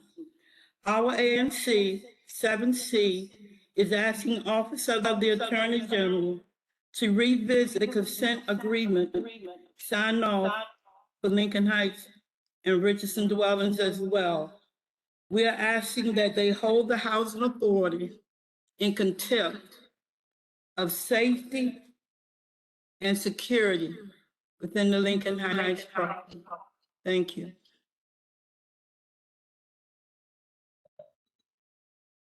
Thank you, Ms. Bishop. Malloy. I'm sorry, Ms. Malloy. I was looking at Ms. Bishop. Now we're moving on to non-residents that'll have 3 minutes. The first on the list is Ms. Dawn Long. Very Ms. good. Long, it's now your turn. You have 3 minutes and we have to stick to our time frame. Thank you. Okay, say it again. What was the topic? Let me turn this off. Hold on, please. Let me get 3 minutes on my clock.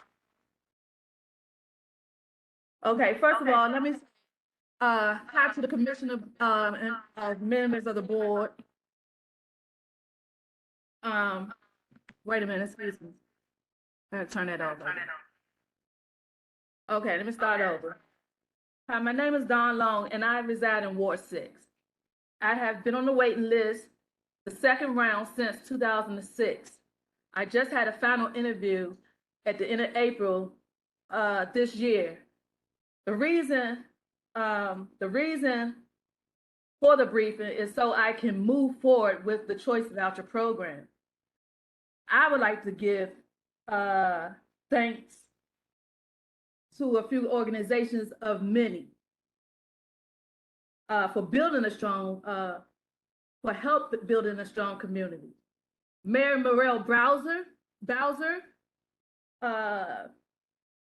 Mental Health, Child Family Services, Department of Human Resources, DC Park and Planning, Department of Housing Authorities, Department of Energy, and also a nonprofit organization, Alcoholics Anonymous. Okay, I've been out here and I'm a part of the project Dwellings development just because of my lifestyle. But now I don't use that as a motto today. I'm on life and life terms. During COVID-19, I was educated behind it, far as choice making, decision making, and also economy, wealth, and growth.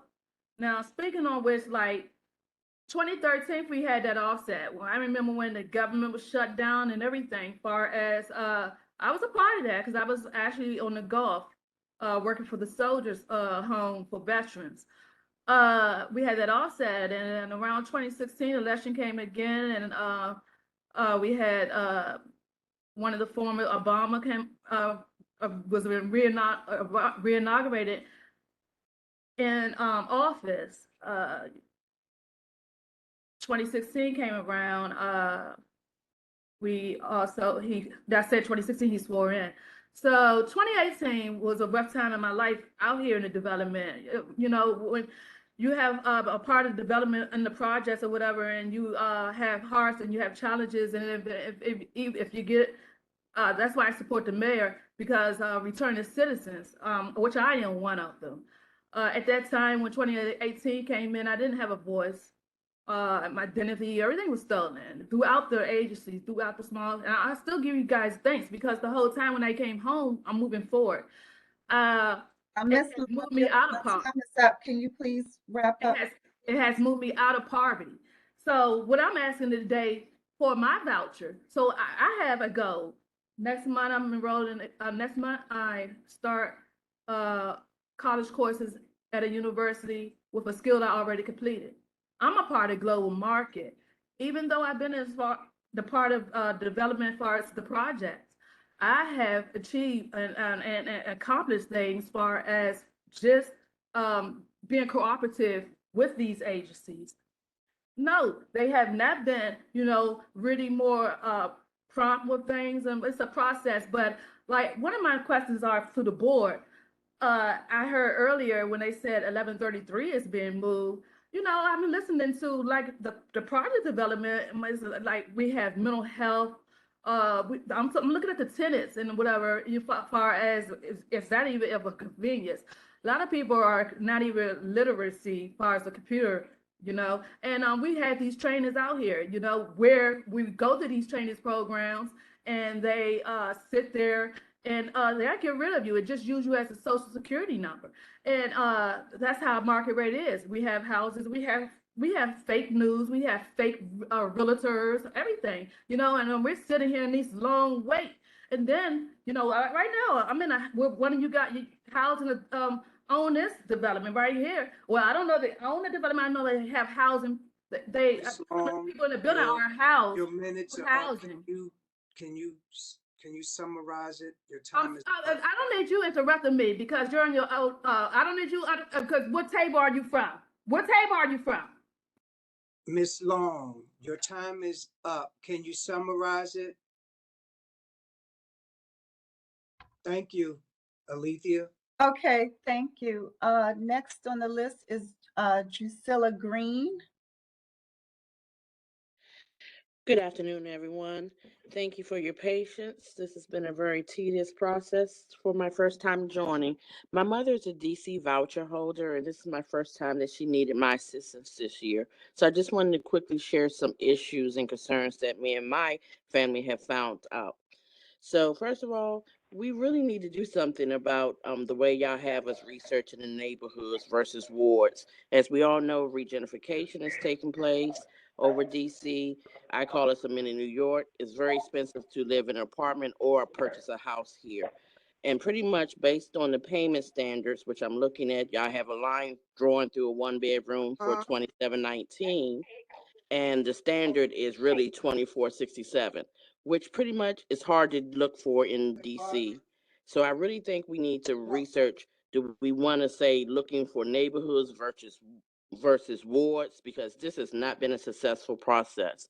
It's taken 1 year for us to even get an appointment for my mother to get a voucher transfer. Then after we got it, it's now she's on her last extended voucher transfer before this one expires, and I guess that means we have to wait another year. But there are 3 properties that I like to bring to your attention on Georgia Avenue, and if you're a DC native, then you'll know where I'm talking about. There's a Wendy's that sits to the left of one and to the right of the other. So 3910 Georgia Avenue, 3828 Georgia Avenue, and then across the street directly, 3801 Georgia Avenue. Based on the search real property, first of all, any property that sits above a retail space, we get no property results were found. So you have to guess at another address to try to bring up the property. But the 3828 is considered pet worth, which means y'all will only pay $14.65 for a 1 bedroom. The 3910 is considered pet worth. You will only pay $14.65 for a 1 bedroom. Excuse me. And 3801, you will only pay $14.65. Correction is 3910 on the side of the Wendy's. Y'all consider that Columbia Heights, and you will pay $24.67. It makes no sense that 3 apartments on the same block, you're considering 2 Petworth and 1 Columbia Heights. We just have to research how we're going to handle this going forward. We joined the IZ program, found out about that. This should be much easier for us. Let's find an apartment. That's also a joke. You know, y'all have your number 7 out of 15, then your number 10 out of 25. It should probably be 1 out of 10 each time. Then all of the apartments that we're being selected for the lottery, if you're a driver, they want you to be able to afford to pay $250 or $300 for parking. That's just not realistic. If I'm a voucher holder, that already means I need help. So I can't clearly afford to pay $300 for parking. And we found out that you can add parking to the voucher, but these 2 programs, IZ and ADU, they won't allow you to do that. So therefore, that's not even a successful way for us to try to find her a place to live. So I just want y'all to really think this through. And South Dakota Avenue, lastly, 325 Riggs Road, where we're building the $700,000 new townhomes. You got the modern apartments at 400 Galloway. right there at Fort Tarleton. Y'all call that Brooklyn when you do the neighborhood research. We all know that's not Brooklyn neighborhood, but even Brooklyn and right there, the most y'all will pay for a 1 bedroom is $1,307. Y'all know we can't find nowhere in DC that's really going to pay $1,300 for a 1 bedroom apartment. We just really need to revisit this because my mother, unfortunately, has not been successful, and now her voucher is about to expire in December. So please, let's revisit how we're allocating what rents we will honor based on wards and neighborhoods, because what we're doing right now is just not working for everyone. Thank you. Thank you, Ms. Green, for your testimony. Next on the list is Amaya Taylor. I want to make an observation on that because she's right. If you look at our rent payment standards in Brooklyn, for a 1 bedroom unit, the DC Housing Authority pays 96% of FMR from 2000. I'm not sure why that's the case. The standards need work. I think we can all agree on that. But in this instance, the standard is significantly lower than most of the rest of the places in the city for that particular neighborhood.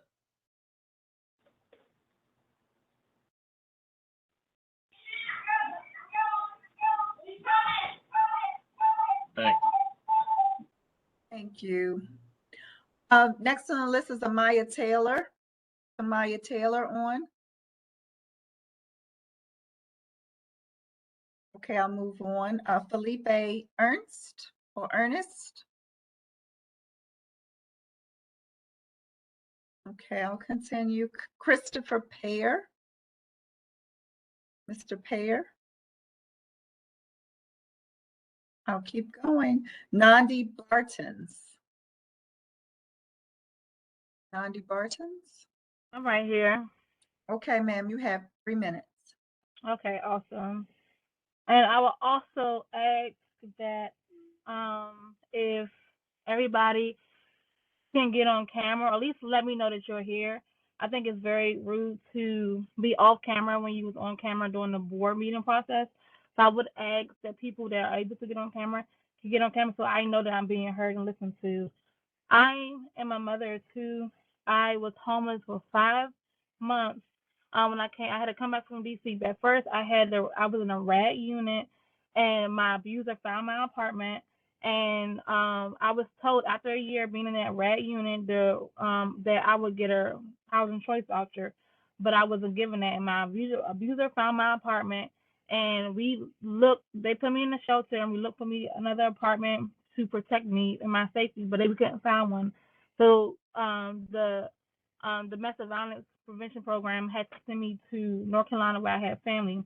I had to come back here because I had found a job, and again I was back with homelessness, and I come back to the high rental rate and inflation, and I was given a rapid rehousing voucher, but when you go apply for apartments, the application fee is from $50 to $150, and we had to pay that out of pocket ourselves. They will only pay it one time, but other times we have to pay it ourselves. When you also have to pay administrative fees. Y'all want us to record and make sure we keep applying for apartments, but y'all not understanding the fact that it's not back in the day no more. I don't know if you all need to revisit, put yourselves in the shoes of a person that is homeless and has children, and the hesitation and the rejection that we receive every single time, and the rudeness we receive from people, that the bias that we receive when we have a voucher, and they say, oh, and they already know. These apartment complexes already know. Oh, I've been told 4 times while looking for an apartment that, oh, our rent is $1,500, our rent is $1,700. Oh, housing is not going to pay for it because it's over the rental rate. These apartment complexes know that y'all made it legal that they can't deny us if we have any type of voucher. So they put it in, they make sure that they have the rent over the reasonable rental rate, so y'all would deny it. I could not use my rapid rehousing voucher for my unit. I had to settle with getting 1 month rent and a security deposit, and I already had this past month I was late on my rent and had to go use ERAP, which you can only use one time to help pay my rent, because my rent for my unit is $1,900, and the for Hillcrest, which has 100 Starbucks over there, like in Hillcrest Heights, the reasonable rental rate is $1,350. That doesn't make any sense. You cannot get a 2-bedroom in DC for $1,350. You cannot do that. I don't understand who is really out here making these fair housing choices. That's why I agree with Bill. There needs to be some type of cap on how much somebody can charge for rent. Y'all have empty buildings and developments all over DC, and 45% of your residents are homeless. That doesn't make sense to have all of these empty buildings and having the IZ zoning. I was on IZ zoning for 4 years and never was selected for an apartment. Apartments are still able to be biased on who's able to get an apartment because of the income rate. I make $42K a year. Okay, my rent is $1,918. I'm living paycheck to paycheck. I asked DHS to, it's only $300 to make an exception. To make an exception on my, so I can be for my first year, I can be able to save and make sure the next year I'm able to stay in my apartment. And Mr. Kenneth, I found you to be very biased because you've made a comment earlier about how Southeast going to Northeast, how you can't intertwine the two. I really feel like the board should really sit down and really look over and evaluate leadership and make sure the leadership that we have on this team cares about the community, because have heard I was people not biased. testify. You didn't hear what I said. Please, That was not what I said. Okay. That is Thank not what you, I Mr. said. Kenneth. If you're going I to understand, but you state just what I said say what I said. That is not what I said.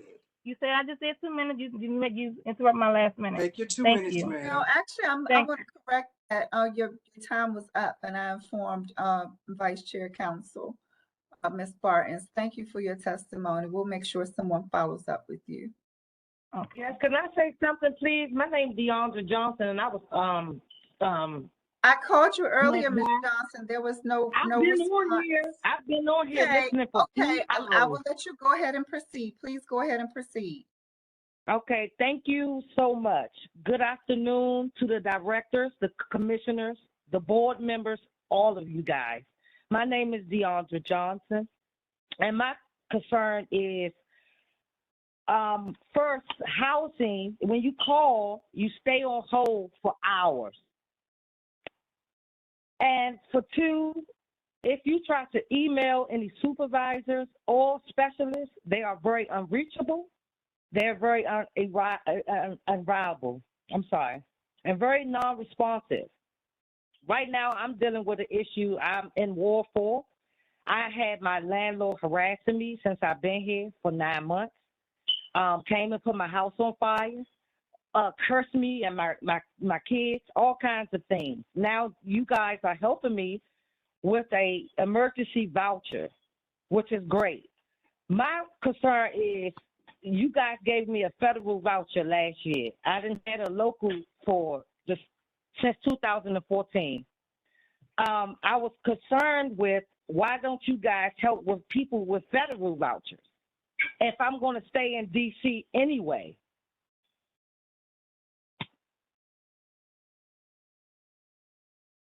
Yes, hello. Is that your final comment, Ms. Johnson? Yes, that's my final comment. I would like to know why, you guys won't help with that. Yes, ma'am. And about the people that you guys have working for you guys, they don't answer the phones or they don't respond with emails, even supervisors.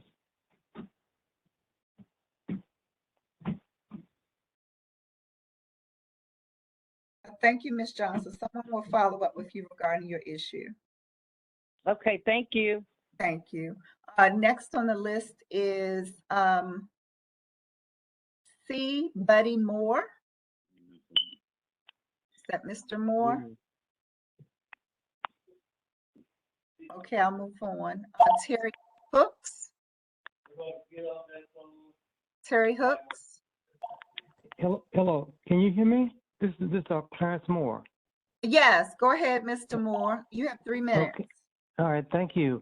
To the DC Housing Authority Board of Commissioners and DC Housing Authority Director, thank you for allowing me to provide testimony today. I am Clarence Buddy Moore, President of the Friendship Terrace Resident Association. Friendship Terrace is a 180-unit senior housing development located at 4201 Butterworth Place Northwest. Our residents range in age from 62 to 100. Many of our occupants are on fixed income, consisting primarily of Social Security and savings. With the increase in prices of goods and services, Friendship Terrace residents are feeling the brunt of the high cost of bare necessities, which often lead to anxiety, which may subsequently lead to poor health. That is why we at Friendship Terrace were elated upon learning earlier last year that we qualified for housing rent subsidies. We therefore anxiously and excitedly completed the necessary paperwork and submitted the essential documents to the DC Housing Authority. That was approximately 1 year ago. At this moment, we are eagerly awaiting word on the initiation of our subsidies.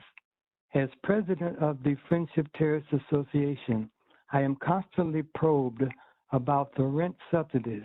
However, I am unable to provide answers because that information has not been provided by the DC Housing Authority.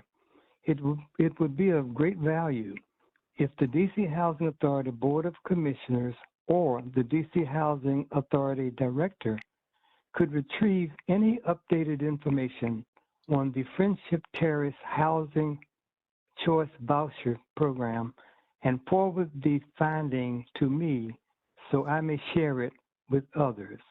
Thank you for providing this venue. It has been my pleasure speaking before you. I hope my appeal today will reap a positive result. Thanks. Thank you, Mr. Moore. Next is Terry Hooks. Hold on one sec, Director Donald. Do Okay. you know anything about that? That seems like I've never heard of that. Yes, I don't know it off the top. That I'm making a note to find out what the history is. I don't know it off the top of my head. Did anybody ever respond to you, sir? No, not at all. And I've contacted many people, city council members, you name it. I've contacted them by letter or by email. But we just want an update. We're not asking for any type of result, but what is happening? What's taking so long? Is there something we can do in the interim to move this along a little faster? And again, our residents are really dying before they are even taking advantage of this opportunity. Yeah, Mr. Moore, this is Hamara Gabrias, interim senior VP yes. for the voucher How are program. you? I think we did exchange some emails, but yes, Yes. we will be in touch. Yep. Okay, sounds good. Thank you all very much. Thank you. Amanda Gant. Amanda Gant. Terry Hooks. Chris Williams. I'm here. Can you hear me? Yes, sir. Go ahead. You have 3 minutes. The DCHA board adopted rules that required responses to all questions posed during the comment period during meetings. I've not received responses to my questions in February and April of this year. Here, I repeat them and raise additional questions and concerns. DCHA is conducting extensive rehabilitation and renovation at Greenleaf. As Ms. Patricia Bishop stated, DCHA has not conducted any health impact assessments prior to this work and did not do so following Greenleaf residents' expressed concerns at recent board meetings. When will DCHA conduct health impact assessments to eliminate exposure to air contaminants and other health hazards during renovation? In the early part of this year, a senior HUD official described DCHA as, quote, one of the worst housing authorities in the country, end quote. DCHA has not been compliant with the moving to work requirements and has been on probation for many years. One of the reasons involves DCHA serving fewer families than the law allows. Is DCHA anticipating probationary status in perpetuity? Policy changes due to increased HUD oversight has been alluded to on this board meeting call, suggesting that DCHA is aware of the findings of a recent HUD investigation. What are the results of this investigation, and when will those results be publicly disclosed? The redevelopment plans for Greenleaf is contingent upon federal approval of an exemption to the right of first refusal. However, there are certain conditions that must be fulfilled. An area of concern is DCHA's unsubstantiated claim that Greenleaf is obsolete. What justifies this claim? Greenleaf Senior is having its life extended considerably. DCHA is making what appears to be a multi-million-dollar investment in Greenleaf, including installation of central air conditioning. Based on HUD's recent physical inspection report, half of all public housing in DC is worse off than Greenleaf. Again, what justifies DCHA's claim that Greenleaf is obsolete? HUD's Moving to Work FSS program is intended for residents to set individualized goals that will assist them in moving toward increased self-sufficiency within a 5-year period. When and how will DCHA increase visibility of this program offering? My full testimony for the record is forthcoming. Thank you. Thank you, Mr. Williams. Next is Tiffany Pittman Amos, I'm sorry. Tiffany Pittman Amos. Okay. Daniel DePelago. Mr. DePelago, you have 3 minutes. Thank you. Good afternoon once again, everyone. Just make a quick point that it's tough hearing that we're balancing a budget and then we hear all of the discussion we've heard now. So sometimes what's on paper doesn't translate to people's actual living conditions. So I'll just say that from the conversation we've heard all this afternoon. My specific question is what's happening with the right of return group? As I've been in communication with several people who were part of the group. I know 2 of the lawyers that I am in contact with that are colleagues were not invited after the first meeting occurred. They had to request to be re-invited to see what's happening. The meetings seemed to have stopped. They've been rescheduled. I don't think there's been a date provided as to when the next meeting will be. My concern is that projects are starting to come back online finally, at least the first phase of Berry Farm, and we need to get into these real issues of right of return. As Ms. Paulette asked a little earlier, who has a right of return? What could keep someone away from returning?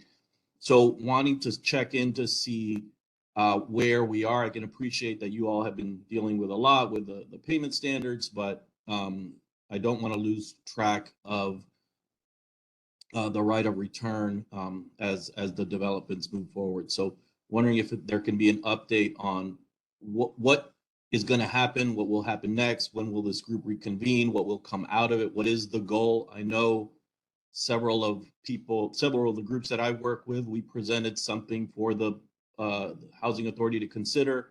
That does not seem to be what happened in these meetings. It seems to be just a conversation, which I can appreciate, but what is the ultimate goal of this group that is being pulled together, and what will be developed and delivered for this board potentially to vote on? Victor, are you on to give a quick update? We have to update the board and after But I thought you could at least respond to the status of that group. Yes, Daniel, thank you for your question. You're right. The same team that's working with right return was the same team that was working with payment standards. And we've been hearing from everyone, getting all the information and facts together, and even reaching out to other jurisdictions to obtain as much feedback as we can. We're in the process of calling everyone back together and continue the conversations and the decisions following the next steps. I don't believe that were part of that team. The people that have been part of the team have been receiving information and communications regarding updates. The last time I believe was probably a couple of weeks ago. So we'll be picking up the speed on the speed on that as well. And what is the ultimate goal of all of this? Like what is the outcome of this group that is being convened? Come up with our own standards of what should be the right to return. We're looking at all the different options that are available and try to expand and be provide a fair platform for tenants to be able to understand and be able to depend on their rights to return to the different types of situations that will be available.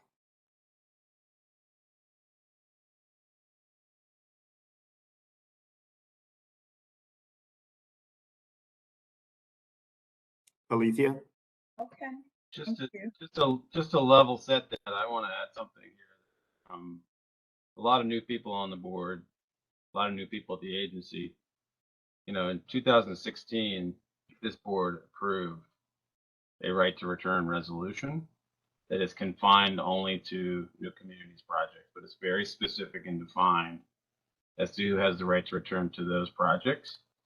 It was verbally promised by subsequent executive directors that language applied to all redevelopments in the agency. So at a minimum, we already have a right to return resolution in place. So the question really becomes, what is this group? We can't hear you. Can you not hear me now? Yes, we hear you. Okay. The question really is, you know, to Daniel's question is like, what is the outcome? Because we already have something in place. Are we trying to alter it, change it, expand it? Because really the promise has been made to expand it already. So that's just a technical change and adding all the other properties to the existing resolution. This has taken an incredibly long time, 6 years. I don't understand what we're doing or why it's taking so long, but we need to come to some resolution on this as soon as humanly possible. So I look forward to your update to the board, hopefully in the next couple of weeks. But I just want to put out there that we are not starting from scratch. We already have in place a right to return. It's very prescribed. This is Ronnie. Really quick, I agree. But if that was drawn up in 2016, at best, it should be reviewed again because a lot of things have changed in circumstances on gaining documentation and different things like that since 2016 to current to present. So I'm not saying that we need to not go with anything that was already agreed to, but it should be used and then looked at again to make sure maybe additions to the right to return may or may not be considered because a lot of things have changed since 2016. And we do that. Well, I think you're talking about two different things. One is who has the right to return, and then there's a process to qualify people for the right. Correct. No. Those are and two like I different said, things. We have to get the baseline of the right to return resolution was the baseline of who has the actual right. That's what we're talking about. We're not talking about what documents you need or when you need to put those in place. That is a separate process. Okay. This is the right to return. Who has that right? Thank you. Okay, thank you. Lee Simon. They said thank you and moved on. Damn it. Mr. Simon, Lee Simon. Hello. I'm here. Okay, Mr. Simon, you have 3 minutes. Please All right. proceed. Thank you for the 3 minutes to speak, and thank you to Director Donald and Victor Martinez for the process over the last few months regarding changes to DCHA's payment standards.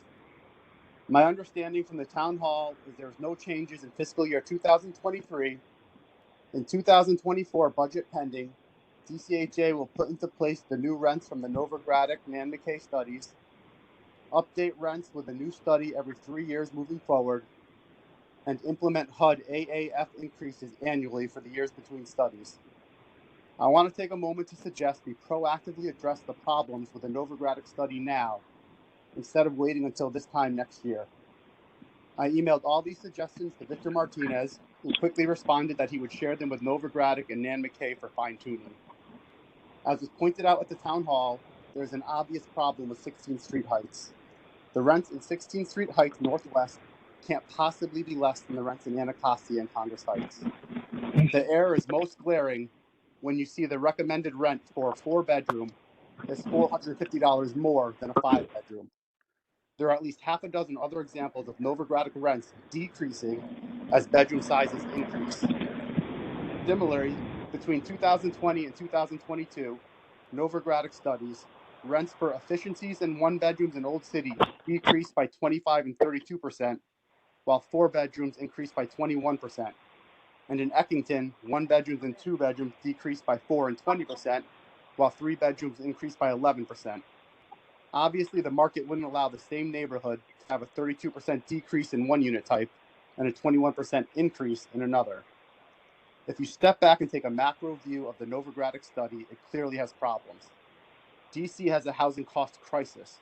For Novogradac to suggest dozens of neighborhoods, including areas like Eckington and Columbia Heights, had double-digit rent decreases over the last 2 years is obviously incorrect.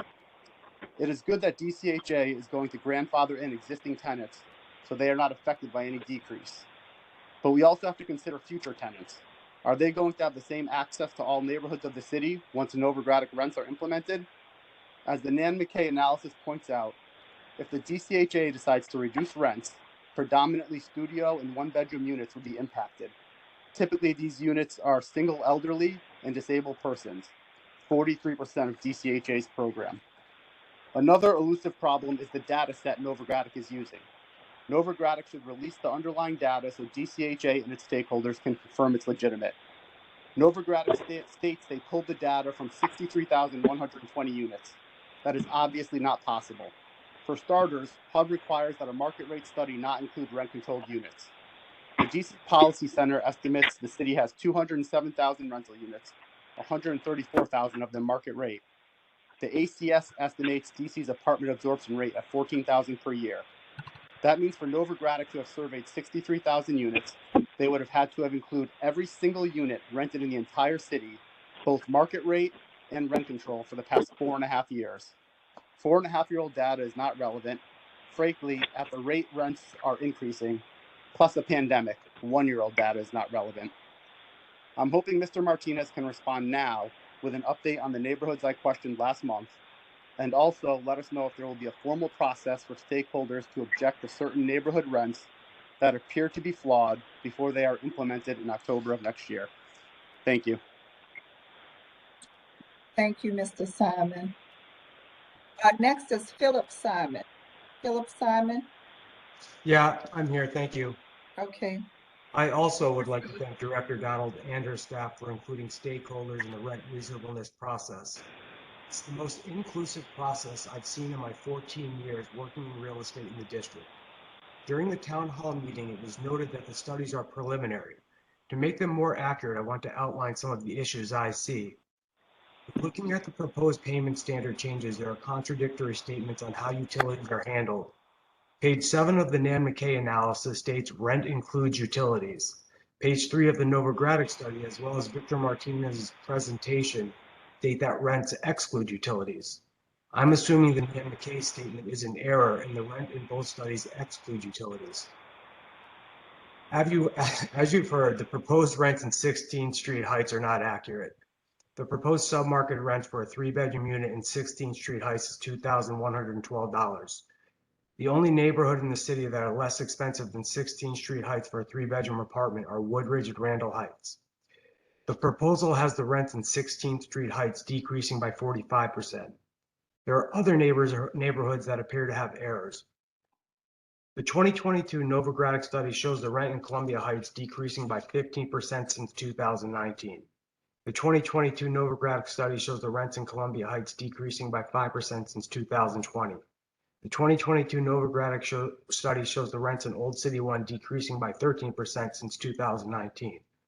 The 2022 Novogradac study shows the rents in Old City 1 decreasing by 10% since 2020. The following neighborhoods have decreases of 10% or higher. 16th Street Heights decreases 34%, American University decreases 10%, Chevy Chase decreases 10%, Cleveland Park decreases 10%, Columbia Heights decreases 15%, Eckington decreases 10%, Foxhall decreases 23%, Mount Pleasant decreases 20%, Old City 1 decreases 13%, Tacoma Park decreases 24%. There are also disproportionate decreases by unit type. 60% of 1-bedroom units have a decrease and 35% of 2-bedroom units have a decrease. The neighborhoods that are receiving increases have historically had available apartment units for rent to DCHA. The neighborhoods receiving decreases have historically had limited availability of apartment units to DCHA. One of DCHA's goals from the Moving to Work plan is deconcentration of poverty. Decreasing rents in the high opportunity neighborhoods and increasing rents in low opportunity neighborhoods seems contradictory to this goal. At a high level, inflation is soaring. There are heavy decreases between the 2020 Novogradac study and the 2022 Novogradac study for certain submarkets. We all know that rents have not decreased since 2020. When the new submarket rents are implemented, they will already be a year old. Prior to implementation, are you going to increase the Novogradac proposed rents by the same increase you have proposed for existing contracts? Thank you. Thank you, Mr. Simon. Next is Sarah Arditi. Hello, can you hear me? Yes, ma'am, you have 3 minutes, please. Yes, I basically just want to know, because now I'm just sort of confused, if there's going to be a rent decrease for my unit. It's located in Ward 3 at Glover Park, and I've had tenants, DCHA tenants in there for 5 years. Ma'am, I'm sorry if it wasn't clear. We're not making any changes right now on the rents, either up or down.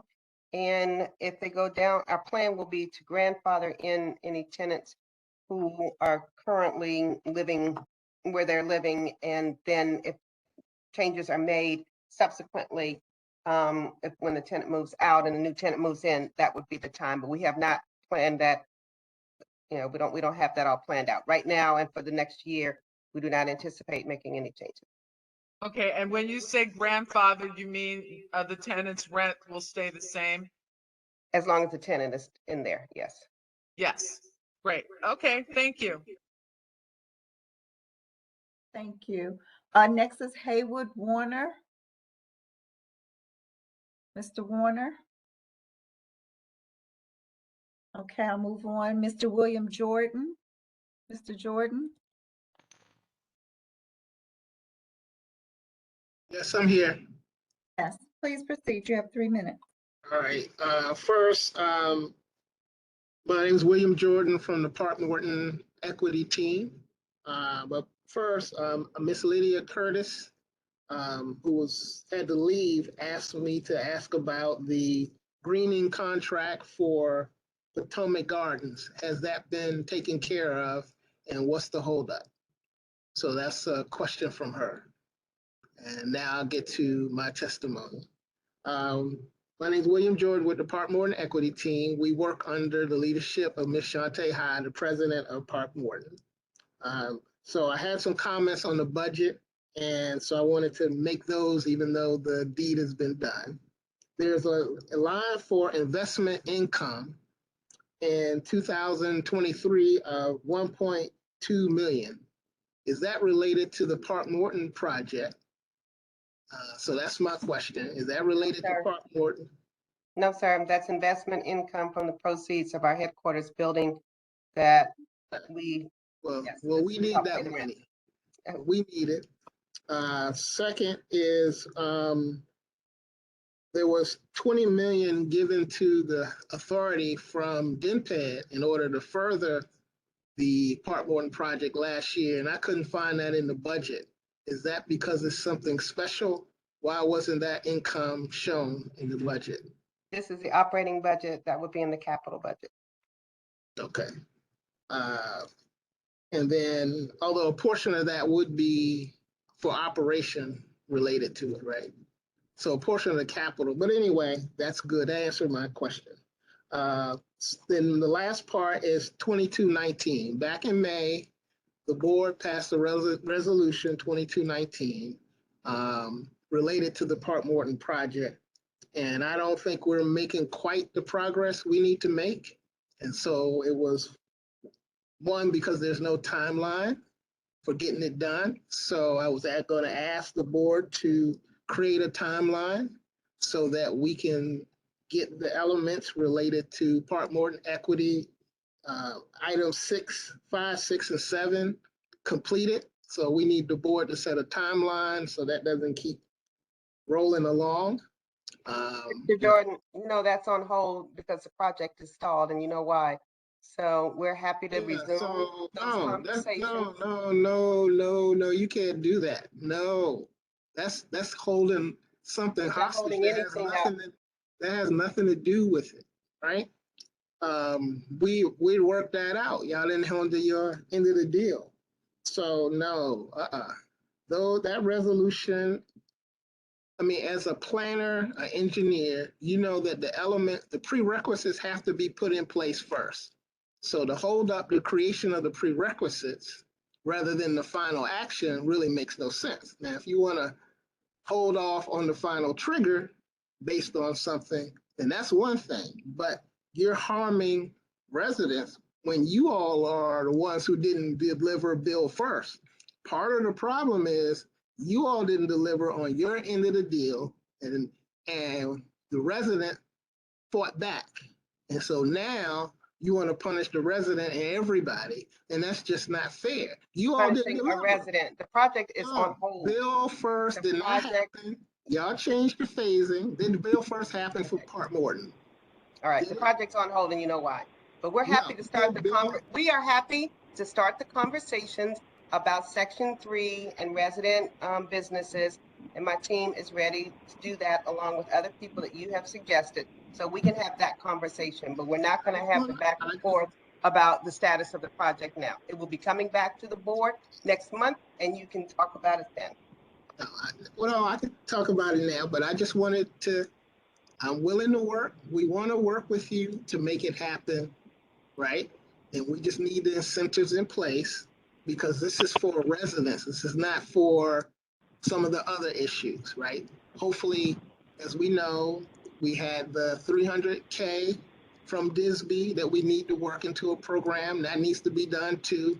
We don't want that money to disappear because we didn't do all the partnership between DNPED, DSB, the Housing Authority, and everything that needs to be done to make it happen.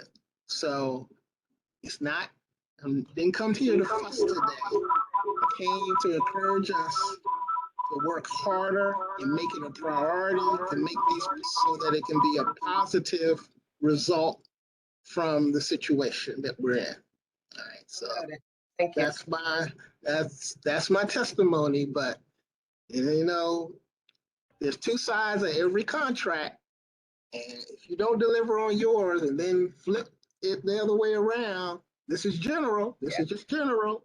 There's also, this is today and that was yesterday. So can we talk about moving forward and what needs to happen? I will say, I give you that it is today, but of course we deal with an institution, right?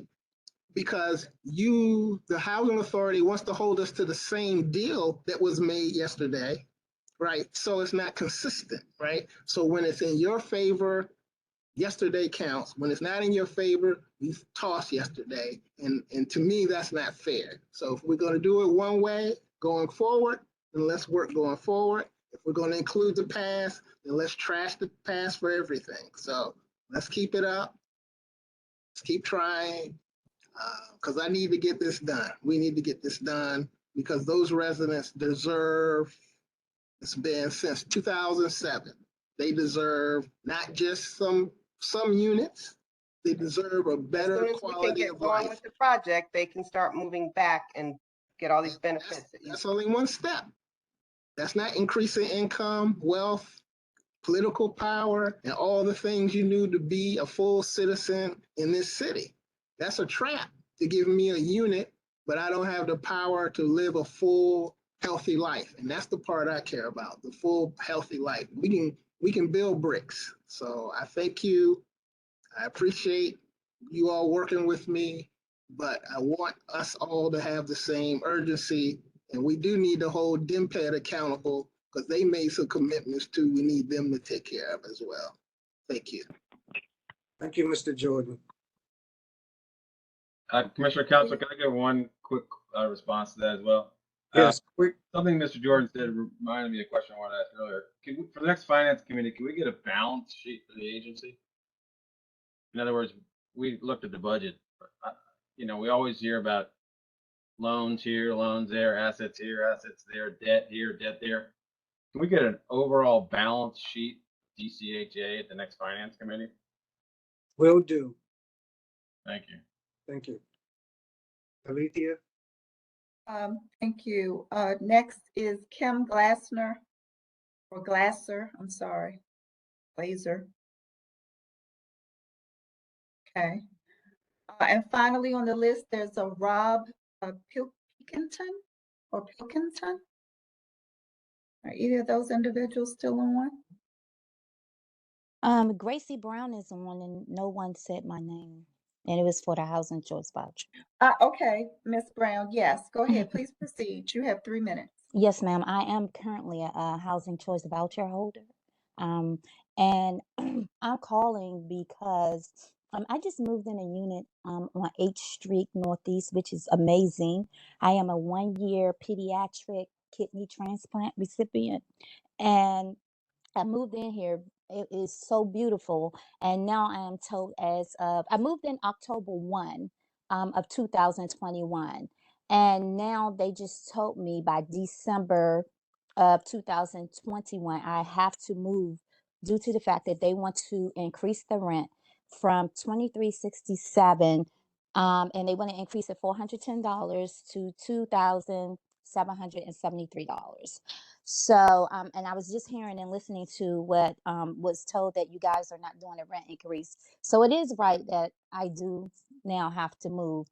It just looked like it's just like housing choices not keeping up with the rent increase around each ward, because each ward is going up on the rent, and like you said, we are at a standstill. So it's like you're forced to move, and you're forced to move for me to go back somewhere where I came from, where the elevator didn't work, and I have to walk up steps, which I can't walk up steps right now. I'm actually getting better, but and also I wanted the touch bases on how when you call the housing line and you get put on hold and then you push the button to say for you to get a call back.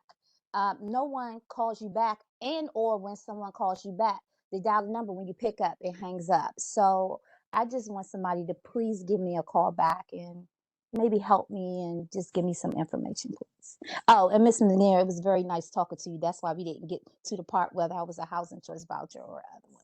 So thank you. Thank you, Ms. Gansey Brown. I'm sorry, Gant. I'm sorry. Gracie. Gracie Brown. I'm sorry. Yes, ma'am. And everyone have a very good day, and thank you all so much. Thank you. You too. All right. All right. Mr. Chair, that's it for our list. I think you're muted, sir. I see your mask moving. With that being said, that ends our Board of Commissioners meeting. Our next one is October 12th at 1 o'clock. Everybody, please stay safe. Enjoy your evening. The staff stay on, or do we have another link? Director, we have a different link. Okay, let's make sure that everyone gets on that needs to be on, because sometimes some people are missing. Well, staff can stay on this.